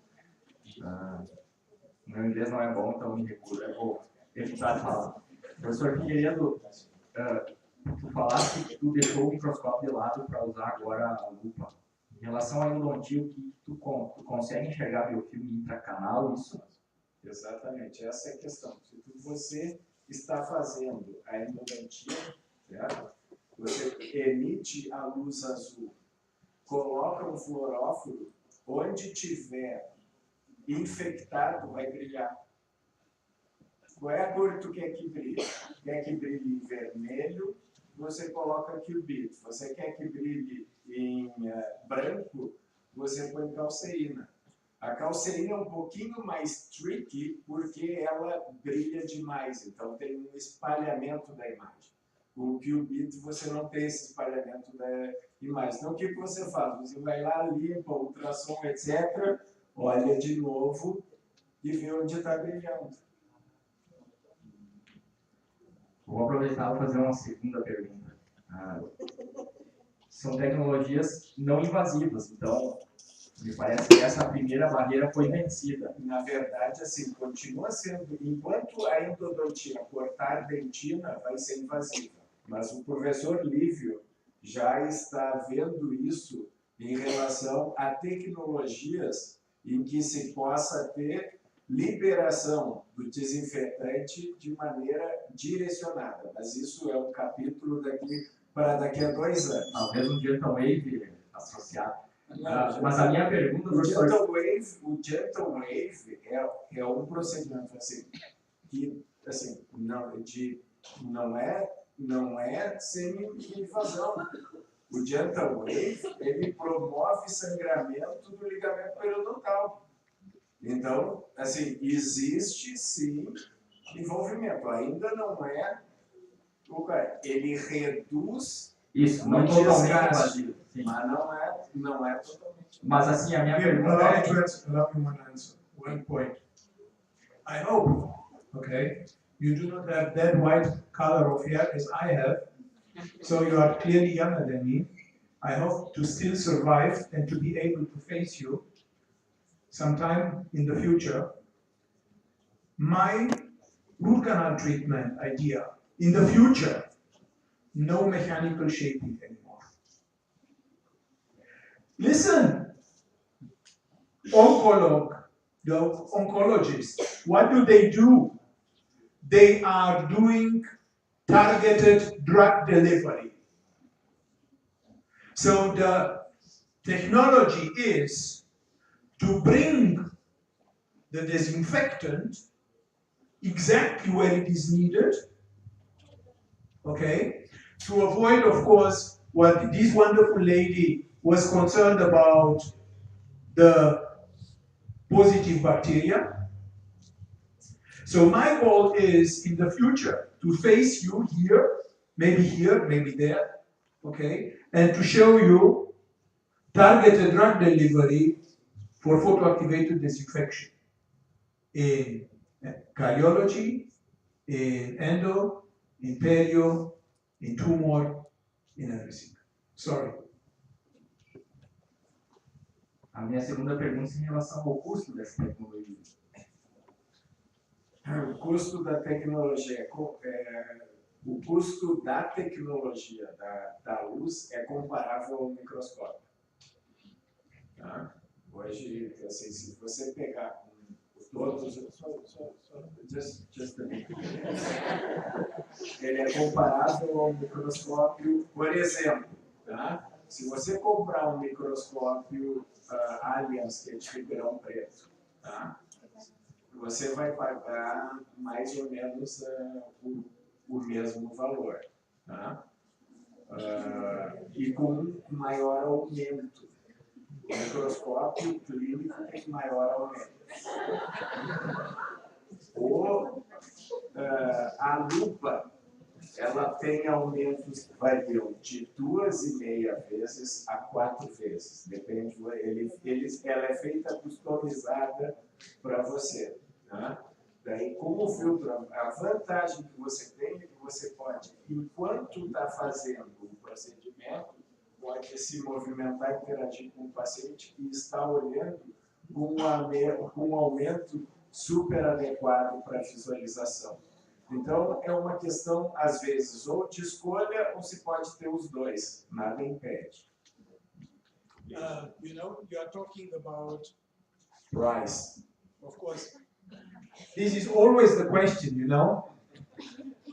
Listen, when you turn your patient from when you stop being a salesperson, you understand? Today you are a salesperson because you sell your treatment. Is it? Do you sell your treatment? Yes, you do. But when the patient understands, you raise his confidence in you, okay? Then the money is worse. Eu queria fazer uma questão adicional em relação a isso. Assim. Tem algumas coisas que a bioluminescência provê que talvez seja difícil de avaliar. Por exemplo, tá? Identificação de áreas durante cirurgia. Tá? Você está fazendo uma cirurgia, o sangue está vindo e a presença do sangue não afeta a tua visualização no procedimento. Então, cirurgias feitas com esse, você consegue distinguir osso do tecido com a iluminação sem a necessidade de fluoróforos. Então, eu posso dizer, assim, já fiz muita cirurgia das duas maneiras. Eu adoro utilizar o microscópio clínico para cirurgia. Agora, eu vou ser bem sincero para você. Eu fazia o corte, coisa com o microscópio? Não.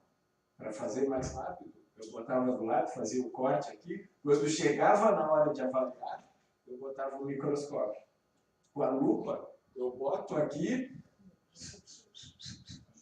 com ele já direto, com iluminação e com menor preocupação em relação ao sangue. Essa foi, assim, isso é uma escolha minha. A escolha das pessoas pode ser a mais variável. Eu usei durante 3 anos microscópios AIS, uma melhor resolução possível. Eu usei microscópios AIS, o topo da cadeia alimentar dos microscópios clínicos. Né? Eu posso ser muito sincero contigo. Experimenta a lupa num procedimento clínico ou cirúrgico. Só experimenta. E aí, depois faz a sua opção. Né? Não ganho nada com a venda disso. Não tenho. Tá? Mas eu pesquiso aquilo cuja pergunta me parece relevante. Tá? O que configura uma boa pesquisa e uma boa pergunta? E assim, eu estou cheio de perguntas em relação a essa tecnologia, porque eu gostei. Eu vou falar em português agora, porque só queria reforçar um pouquinho para vocês, todos que foram meus alunos, que estão sendo meus alunos agora, sobre o conceito da doença cárie, que eu sempre discuto com vocês. A doença cárie, ela é uma doença infecciosa, porque ela depende de micro-organismos. Então, ela é, sim, infecciosa, sem bactéria não tem cárie. Mas ela não é contagiosa, não confunda essas duas coisas. Ela não é transmissível, tá? Mas sim, ela é infecciosa. Tá? E pelo que eu não lembro, eu li o consenso, mas eu realmente não lembro de ter visto lá dizer que ela não é infecciosa. Ela é sim infecciosa, então esse sentido que o professor quis discutir. Desculpa, posso dar um pitaco? Nesse ponto, eu acho que ali é uma questão da interpretação que o professor Bife teve em relação àquilo. Porque, no meu entender, estava sendo colocado, não é uma lesão infecciosa que exija um procedimento. Eu não lembro, eu vi o artigo, mas não faz um tempo. E assim, lendo o texto, certo? No meu entender, não era isso que eles queriam dizer, foi mal posta a frase. Essa é a minha interpretação. Ótimo, né? Então, só para deixar claro, né? A gente convive com isso sem nenhum problema. Sim, só para eles entenderem, né? Porque estava essa discussão Não, aqui, é infecciosa ou não é infecciosa. assim, contextualizando, foi isso. Eu li assim, eu entendi o que os autores quiseram dizer, mas não foi o que eles disseram. E aí o que está escrito, né, muitas vezes é o que vai. Está escrito, está escrito. Pois é, mas eu te digo assim, eu já, assim, uma vez eu fiz uma publicação, tá, em que nós colocamos um percentual que encontramos, né, nas nossas amostras, os casos de lesões com cisto, ou seja, com cavidade cística ou não, com revestimento epitelial ou não, o que era cisto, etc. Né? E nós botamos um percentual disso e discutimos que isso estava de acordo ou não com tal e tal literatura. Né? E aí o Nair leu e me disse, filho, eu tenho que te falar uma coisa. Tu não pode comparar o teu trabalho, porque esse não era o escopo do teu trabalho. Tu não fizesse a tua coleta de amostra não foi para ver essa pergunta. Então tu não pode comparar, isso não é resultado teu. O teu resultado é sobre as absorções e não sobre esse ponto. Eu disse, pô, ele tinha razão. Mas como é que a gente aprende isso? A gente aprende não é se escondendo. A gente escreve e bota para a comunidade, para ela inclusive questionar isso. E assim a gente, quem sabe, tem no futuro uma literatura melhor. Eu acho que com essas coisas a gente acaba aprendendo a escrever e aprendendo a ter espírito crítico em relação ao que a gente está lendo. Ou seja, não existe uma verdade absoluta, nós temos que usar aquilo que a gente aprende para criar a nossa própria verdade em relação ao assunto.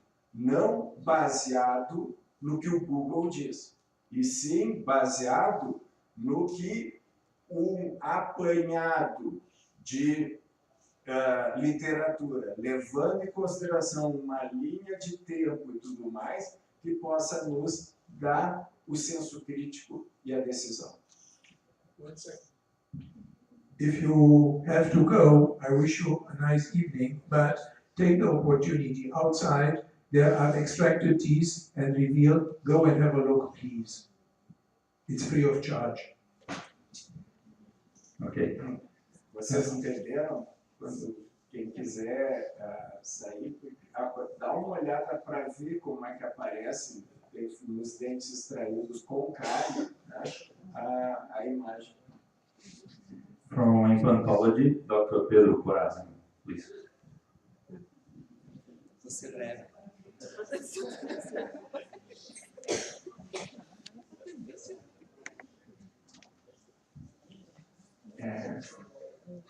Boa tarde. Eu acredito que já o assunto foi exaustivamente discutido, né? A minha dúvida, vou falar primeiro em português, aí depois talvez o professor auxilie na tradução ali. A minha dúvida principal, professor, seria realmente quanto à utilização dessa tecnologia durante o procedimento cirúrgico, sabe? Por exemplo, eu vou fazer a instalação de 3, 4, 5 implantes. Eu utilizo a tecnologia desde o início, porque a gente verificou que ela auxiliaria bastante, por exemplo, na remoção de uma lesão crônica, né? Muitas vezes a gente precisa fazer um implante em algum dente que está fraturado, tem uma lesão crônica, ela vai auxiliar na remoção. Isso é uma coisa bastante difícil de acontecer. The question is, how do you use this technology for the placement of implants, for example, in which stages? It's like we can use since the starting the surgery or put the technology just to remove some lesion or something. Which year did you do it? Which I year? know you are implantologist. Which year did you do your first implant? When did you do your first implant? 10 years ago. My first implant I placed Wow. 1986. He was not born. It's a long time ago. I really was not born. I was not in the plan. That was not the answer. He was still working with his dad.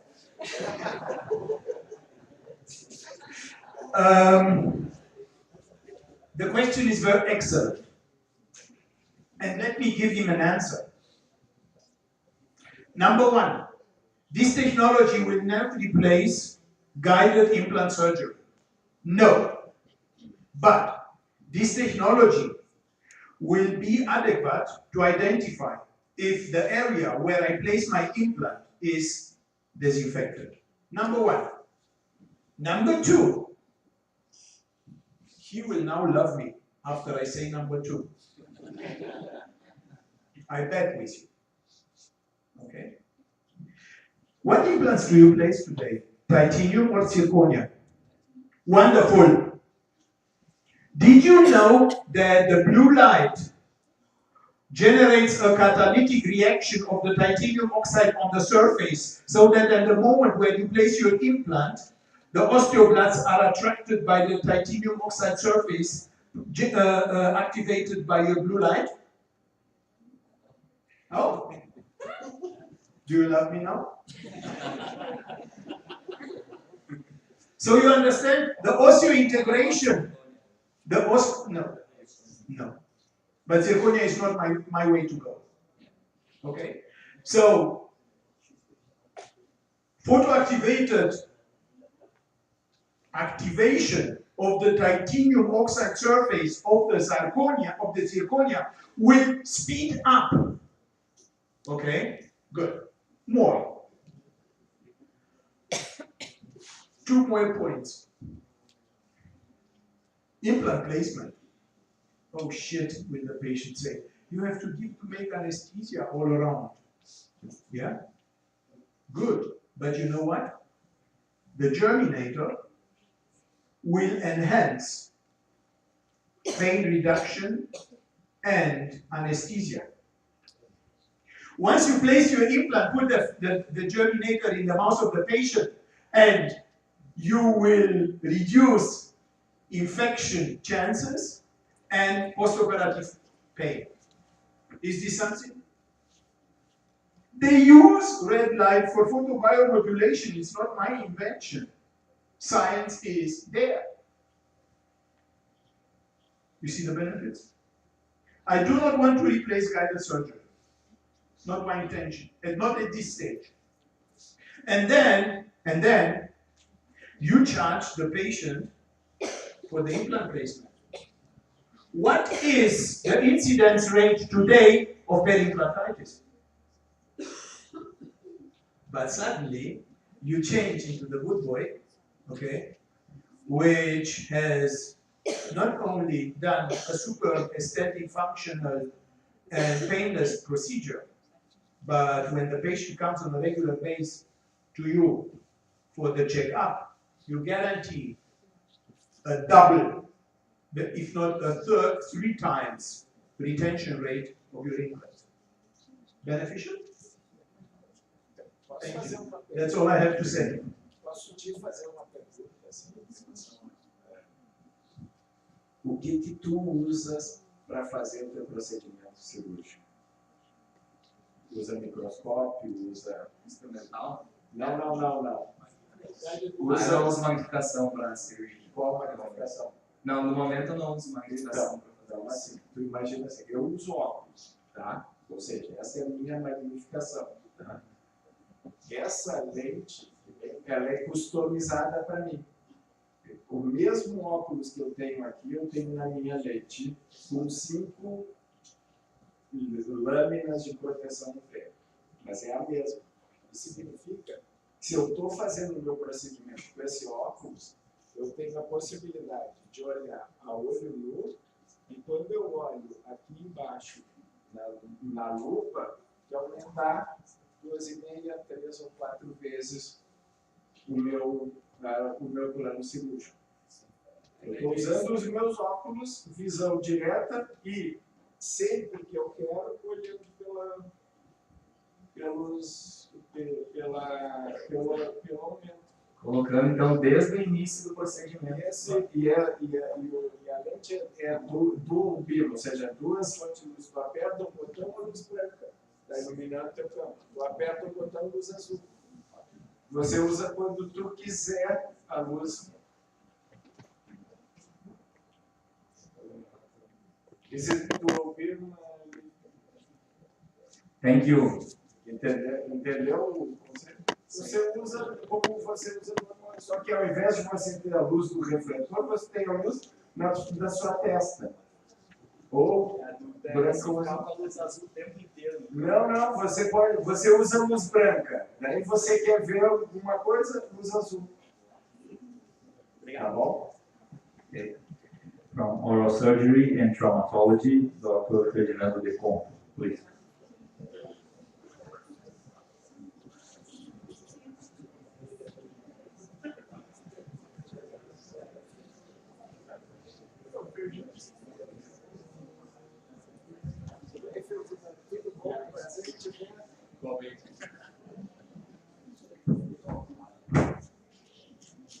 Professor, thanks for the lecture.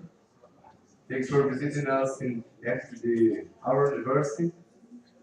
I am a coordinator of the oral maxillofacial surgery program of the university. I would like to ask you about bone injuries. Have you experienced in use transoperative in bone lesions like osteonecrosis, osteomyelitis, or bone tumors? Yes. Okay, great. I have a presentation, but I will not. Leave you. I have a full presentation on that. Leave you. Can you hear me, Everyone yes or needs no? to hear you. Yeah. They can't hear you. Sorry. Especially in English. Sorry. Okay. Yes, sir. Osteoradionecrosis. This is the thing. Yes. It's not my science. It's already published. Yeah, makes sense because the necrosis Yes. exists and it's possible to emphasize the lesion. Do you understand what he asked? Can you explain it to them in Portuguese, please? Okay. I'm afraid. Please. Pessoal, a minha pergunta foi se, apesar da apresentação ter focado bastante sobre lesões de cárie e lesão endodôntica, se na área da cirurgia se teria uma aplicação, experiência no uso, no transoperatório de lesões ósseas, tipo osteonecrose por bifosfonato, osteomielite, ou lesões tumorais, tipo ameloblastoma ou ceratocisto. E agora ele está dizendo que sim. Ok. Imagine all those patients. Imagine all those patients who are taking what? Ask me. What are those patients taking? Not only. What else?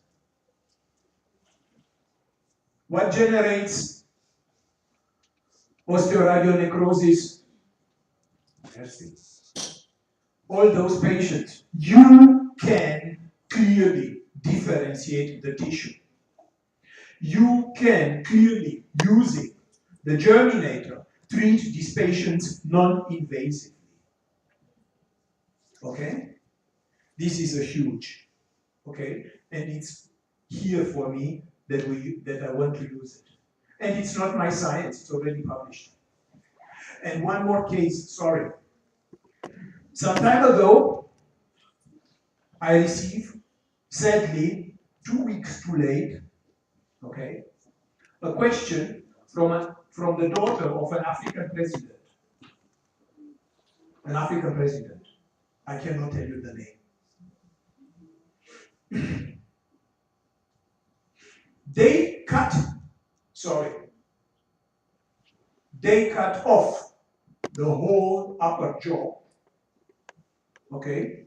And the surgeons were very proud and explaining, okay, the entire procedure, the cut off the entire maxilla. I have the presentation here.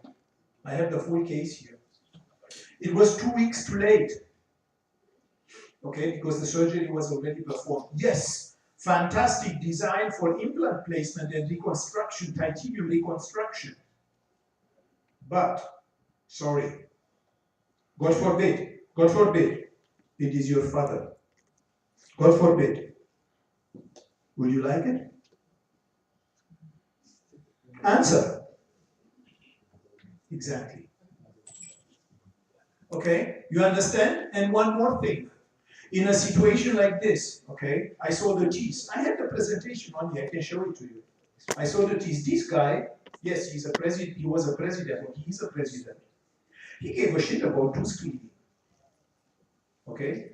I can show you the calculus and the infection. Okay?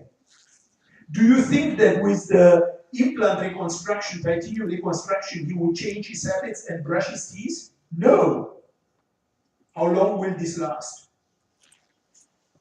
Is this medicine? No, not in my world. Sorry for that. Thanks a lot.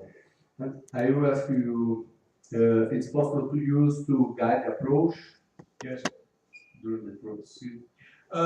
For example, you understood, I explained you the case with the neurosurgeons, okay? You understand now, leading neurosurgical surgery in the United States is today using the technology for guided tumor.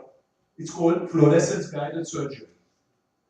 Yes, it is not new. Again, I did not invent. My idea was, I did not manage to grow a third hand out of my belly to have the camera and then take the picture. You know, I did not manage. Regina also, my wife. Okay? She made good food, but she did not manage. Okay? So, this is the whole idea, and this is how all this came up. You understand? And you can use it in any tumor surgery. You give the patient adequate, like the photosynthesis, like the chlorophyll in the plants. It's not my science. He made it. If you believe in him, okay, or you call it Mother Nature, whatever you give it, the name is you call it, okay. But how would you prefer? God forbid. God forbid. Always think you could be the patient. Would you prefer that the surgeon exactly sees the margin of the tumor? He does not need a second surgery because he removed not enough, or he removed enough and said, oh, I'm sorry, I removed too much. What would you like? Vocês estão entendendo o contexto? Ele está Does this explicando answer the questions? de uma cirurgia de tumor. I'm sorry. I know it's provocative, but if it would not be provocative, you know, then it would not make a difference. Agora, Here, Phoebe.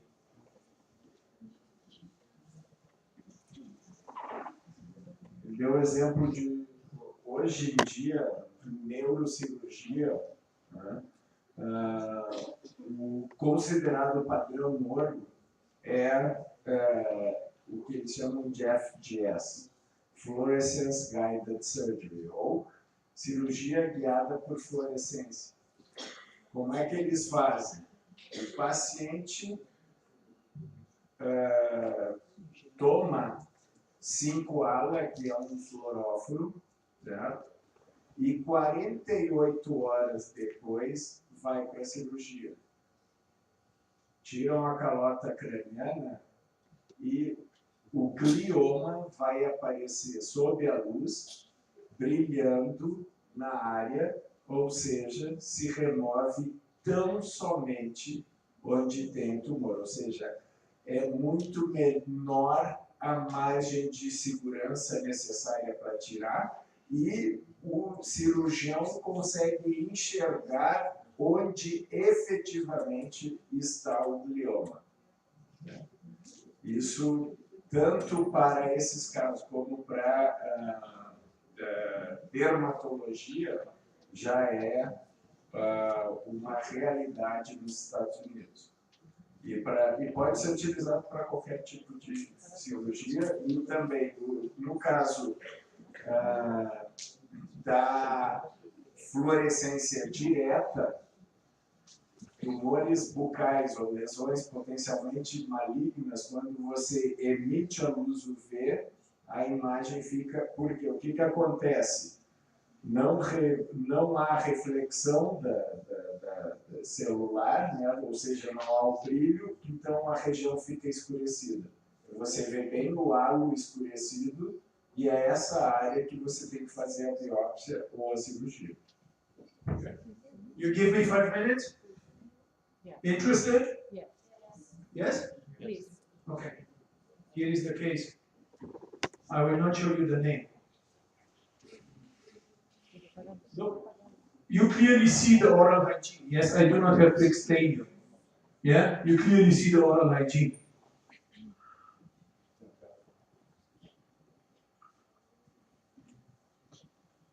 I'm going fast, okay? I do not want to, it's your time, it's too valuable. Okay?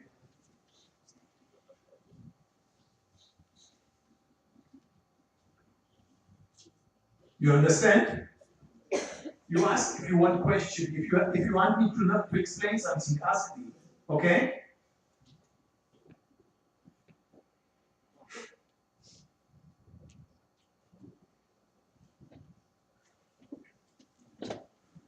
Are you happy? Are you happy? Can you accept it? You know, they sent me this, you know, that I could not sleep for 1 month. I could not sleep by night. I could not sleep.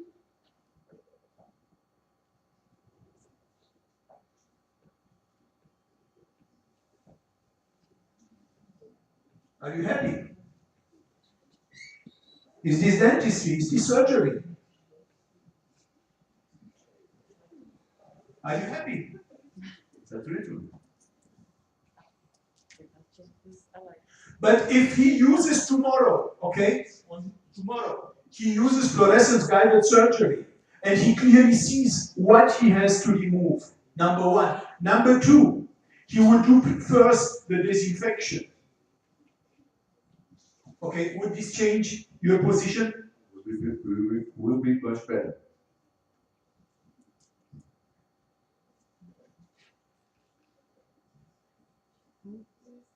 Look, this is not my science. This is not my science. Okay?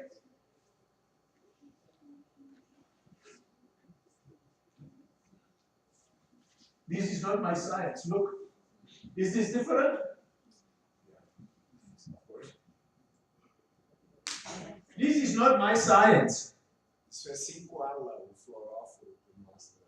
This is not my science, you understand? It's not my science.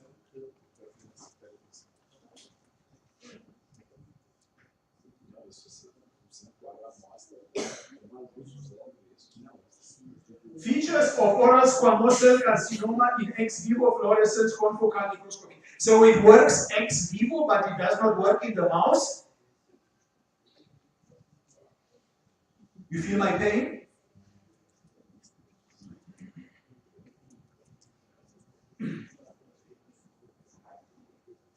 You feel my pain? I'm not happy. is not my science. Autofluorescence devices displayed superior accuracy levels in the identification of premalignant lesions and early neoplastic changes compared to clinical examination. This is not my science.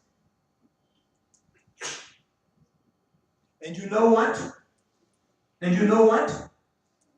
The dentist sees the patient on a regular basis, screening without, he has to do nothing different. He has already the loops on.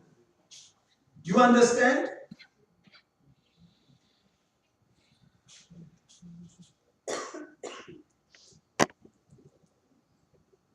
This is not my science. This is there. It's just oral bacteria may be target to provide potential method of early diagnosis and more effective treatments. It's not my science. It's not my science. It's already there. Look, FDA approved fluorophores. Indocyanin green, 5-aminolevulinic acid, fluorescein, methylene blue. Not my science. It's already there. Why are we not using it?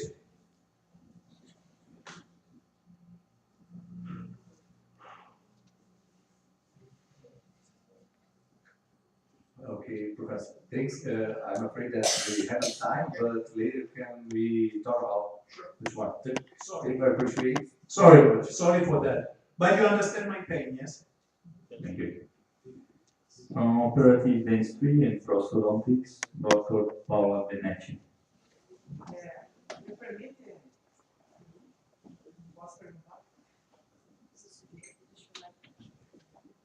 Eu falo alto, não precisa. Senhor Figueiredo, por favor. Oi. Por favor, professor João Mecari, da estomatologia. Eu gostaria de saber se esses fluoróforos, eles têm especificidade para células que estão entrando em displasia, estão malignas ou tendendo à malignização? Na verdade, assim, ó, se a célula ainda não transformada é detectada, eu não tenho como garantir. O que eu posso garantir é que já na displasia ocorre perda de autofluorescência e a imagem fica escurecida. Ou seja, ele vai detectar lesões potencialmente malignas e tumores malignos. Certo? Agora, se o 5-ala detecta células displásicas, eu não posso garantir. Eu acredito que sim, mas eu não tenho certeza. No caso de tumor benigno, Tumor benigno não tem a utilidade. não vai perder a autofluorescência. O tumor benigno, as células não perdem a autofluorescência. And you know what? You use the simple technology and you have an initial in CPM. Yes. Yes. And you treat it. É porque o... You then treat it without chemotherapy, without radiotherapy. You don't make a disaster for that patient. João, tu és da área, então, assim, só pra, tu sabes que nos tumores benignos, o estroma subjacente não é afetado. Então, não há penetração da luz. Então, ela vai refletir como células normais. Tá? Então, essa é a diferença. A lesão displásica aparece escurecida. Certo? Lesão tumoral aparece, tumor maligno, aparece escurecida. Se o 5-ala consegue diferenciar displasia de câncer, acho que não existe evidência em relação a isso. Tá? Ou eu não li essa evidência. O carcinoma in situ, no caso, está restrito ao epitélio, nós teríamos uma validade. Não, carcinoma in situ eu posso garantir. Já tem, utilizando um recurso que é o Oral ID, que é uma luz fluorescente de fora, certo? Tem caso já demonstrado na literatura com carcinoma in situ. E fica escuro. Ele vai nos funcionar como uma ferramenta para a biópsia incisional ou Exatamente. excisional. Ele vai direcionar onde a biópsia deveria ser feita. Entendi. Ok, obrigado. Thank you.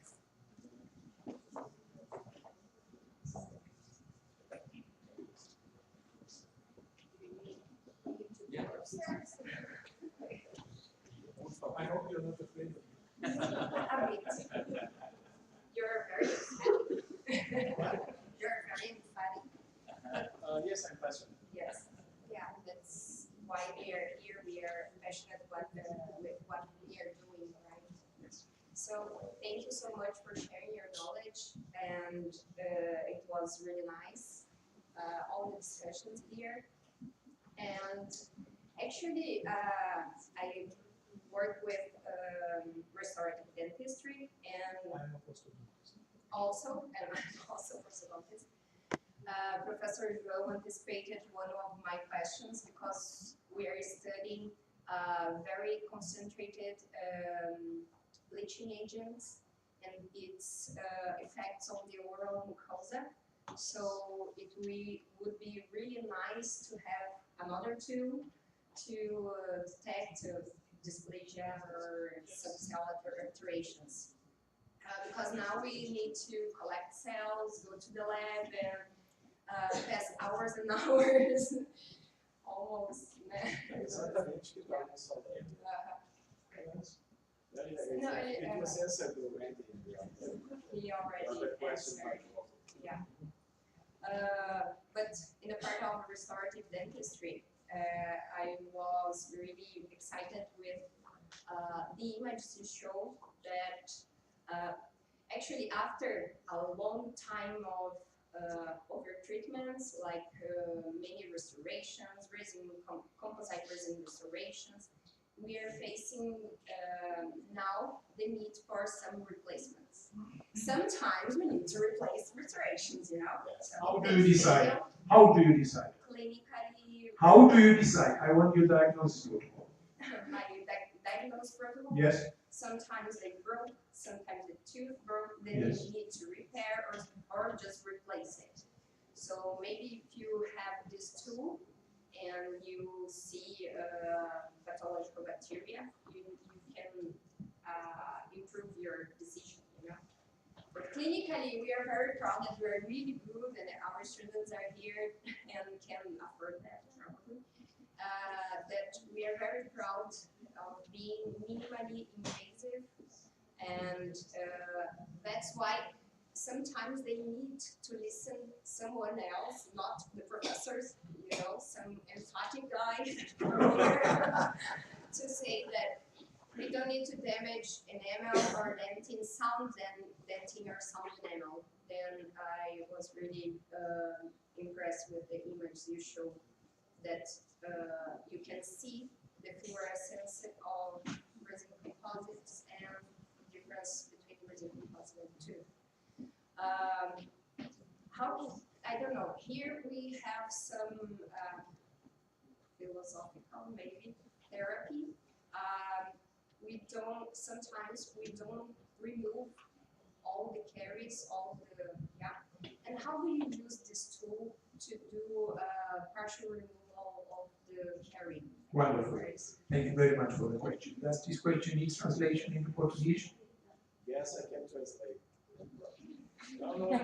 Maybe Figueiredo can translate to English. Não, You know? como é que ele faz a distinção? Se vai utilizar a técnica minimamente invasiva, como é que ele decide até onde vai retirar a cárie, digamos, entre aspas, parcialmente? First of all, we have to learn about the Maillard reaction. Please promise me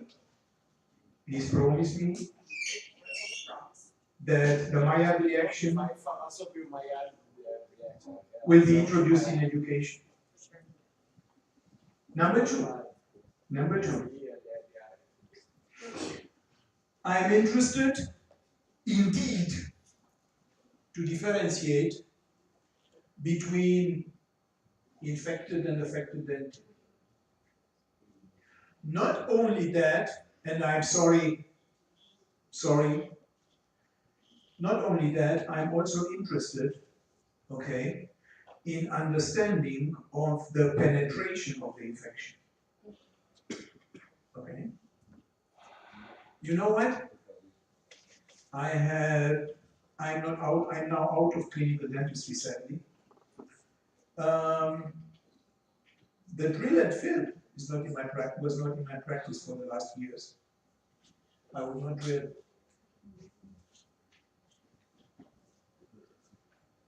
Air abrasion using calcium, okay, is the only way to go in the future in cardiology. Okay. Number 2, disinfection. Okay. And number 3, and you know what? I was a student of Charlie Stewart, Peter Thomas. Okay, I worked with them together. Okay, understanding of the occlusion. If you manage to understand occlusion in your regenerative restorative, where to place the contact points in your restorations, okay, I'll tell you one term which I want you to write down and to research. Functional generated pathway, FGP. I am one of the protagonists of FGP. You know Katkam, you know Tzerek, yes? Merman, who was the godfather of Tzerek, we worked together. At the beginning, he introduced in his Tzerek machine the FGP. Sadly, it was misunderstood. This will avoid tooth fracture. Okay? So, I hope I answered the question. And if not, I'm there. Simply contact me. Well, thank you very much. And I don't have any more questions. Thank you. We'll have 2 more questions, okay? From pathology, oral pathology, and oral diagnosis. Dr. Isaac Hovan, please.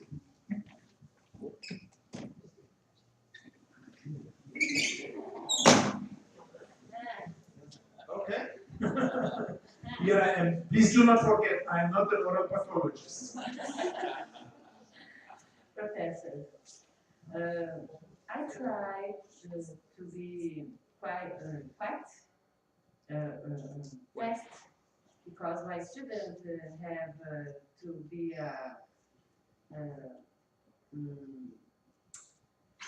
dinner and have yes, of course. Go home. Hungry and tired. Yes. Professor, please, about the buccal oral lessons. How about the chemiluminescence can help our diagnostic about the lesions, traumatic or premalignals or oral cancer? How Okay. can help us? Excellent question. In my view, I would like the dentist who sees the patient, sorry, I'm saying this back. So I would like the dentist who are seeing the patient on a regular basis, having the loops, the reveal on, to understand here is a loss of fluorescence. This is the situation when I have to refer my patient to the oral pathologist. Okay? But it's not pain what the patient needs to experience.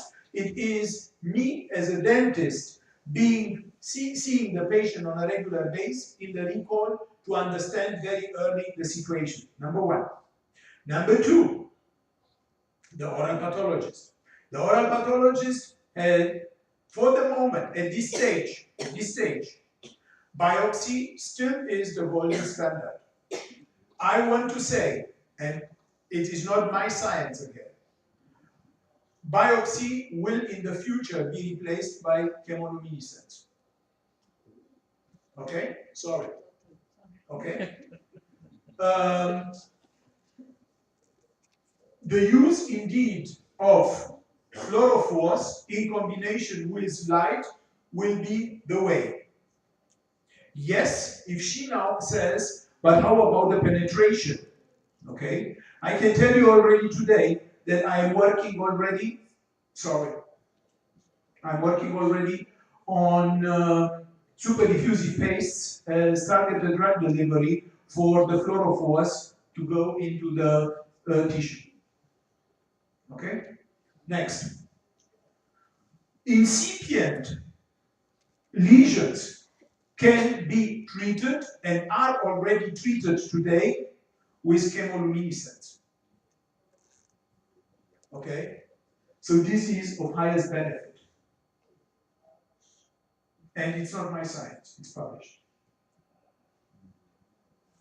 So, about the border of biopsy, the luminescence cannot help. Yes. The border. For example,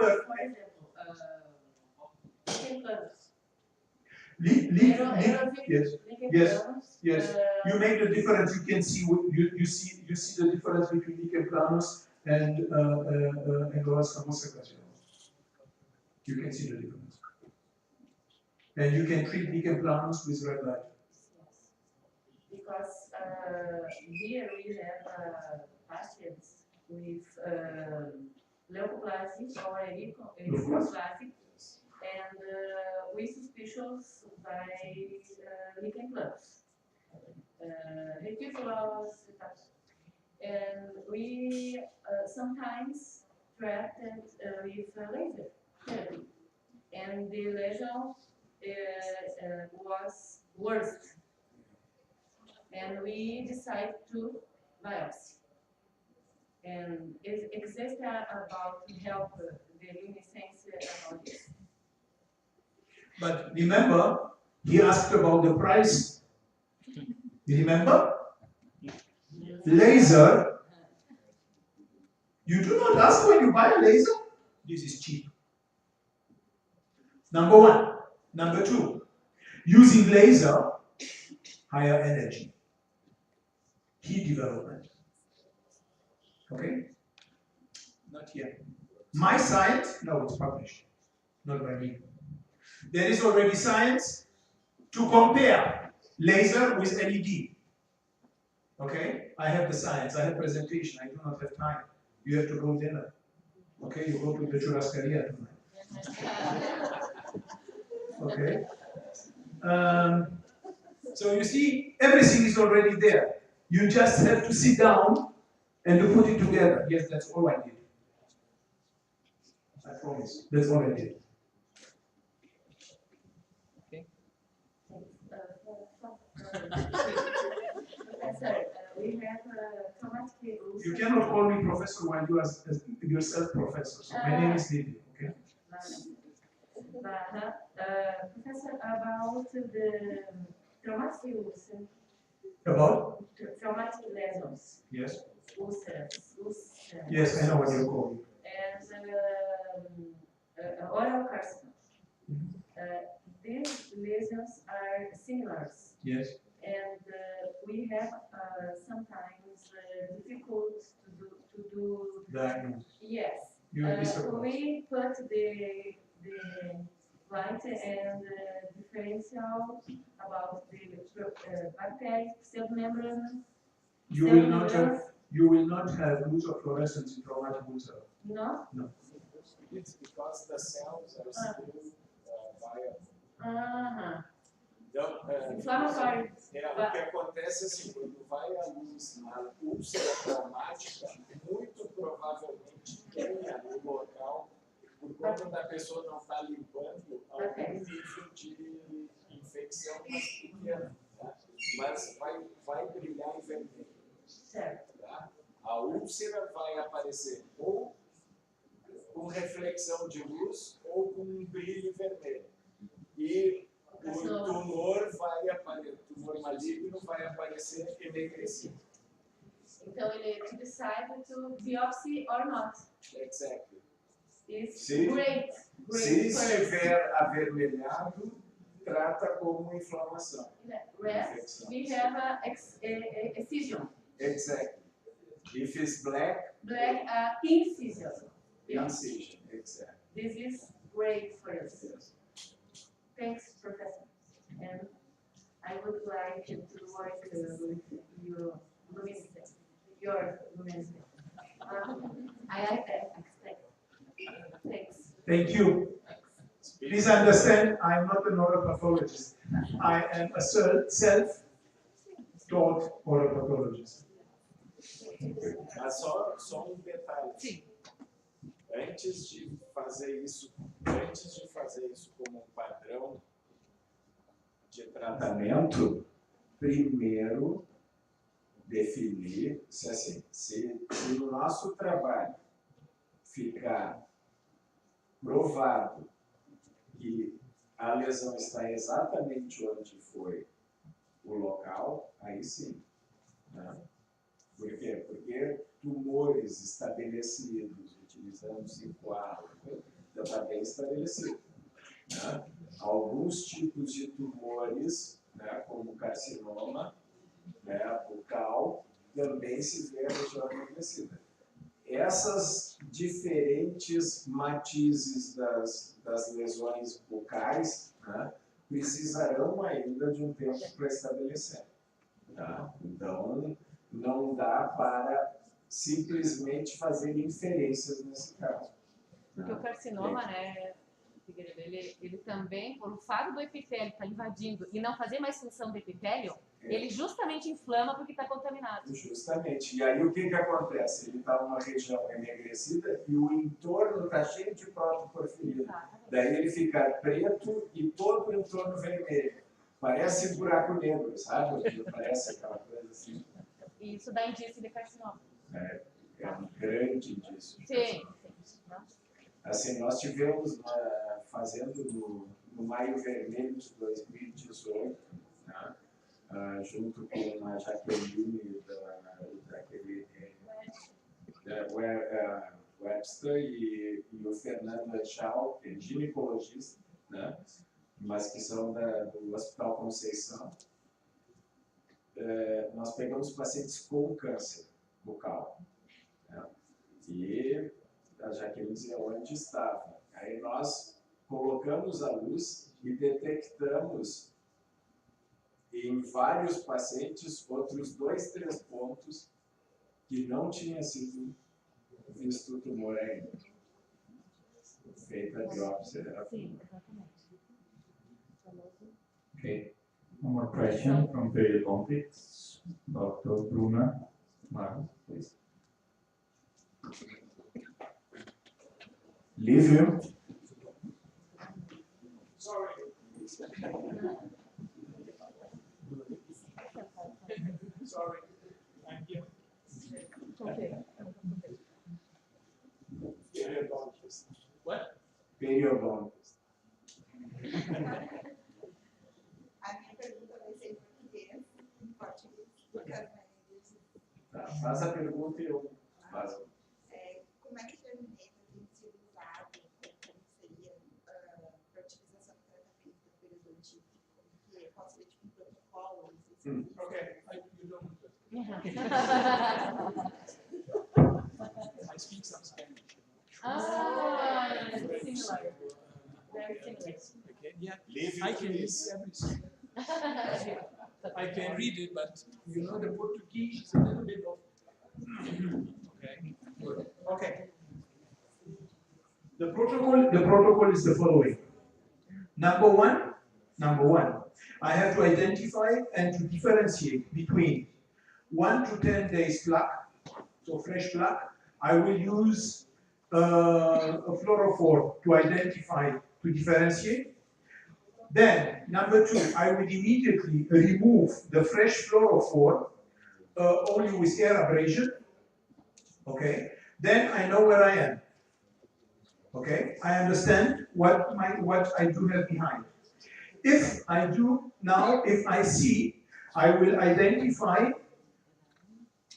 infected Okay, so paleopathogen, I will identify P. gingivalis and Actinomycetum comitans.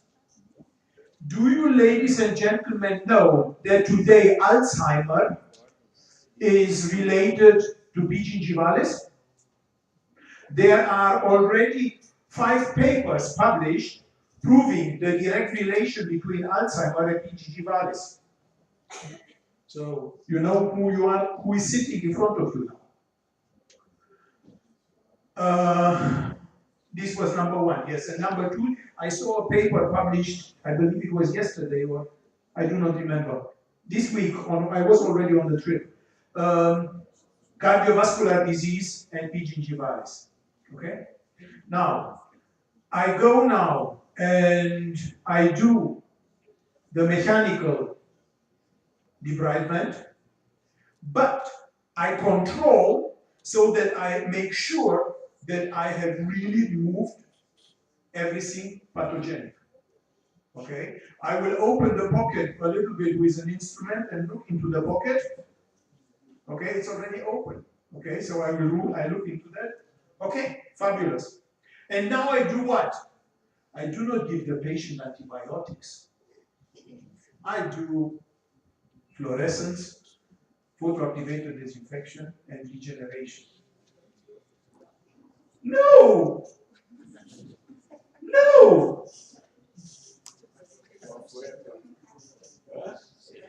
Perguntou se ele não usa antibiótico. É justamente esse o ponto, né? A utilização da desinfecção com o germinator é para reduzir a necessidade de antibiótico.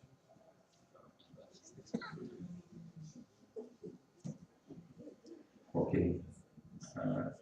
Cauê e Yuri estavam escalados também, mas fizeram perguntas durante a palestra. Tem mais alguma outra questão? Ok. Mais alguém tem alguma pergunta? Alguém da plateia, os alunos? Ninguém? Ok. Então a gente gostaria de agradecer a presença de todos que conseguiram permanecer aqui até o final. Muito obrigado pela presença. A gente espera que, de alguma forma, essa novidade e essa tecnologia possam abrir um pouco a mente e o olhar de vocês, especialmente para o diagnóstico dentro da odontologia e para as opções de tratamento. E o dispositivo está ali fora, né, para quem quiser manusear, operacionalizar, os dentes extraídos estão ali também. Então, a gente gostaria que vocês pudessem utilizar. Fee, Livio, John, Bosch, thank you so much for your lecture, to be here with our students, our professors.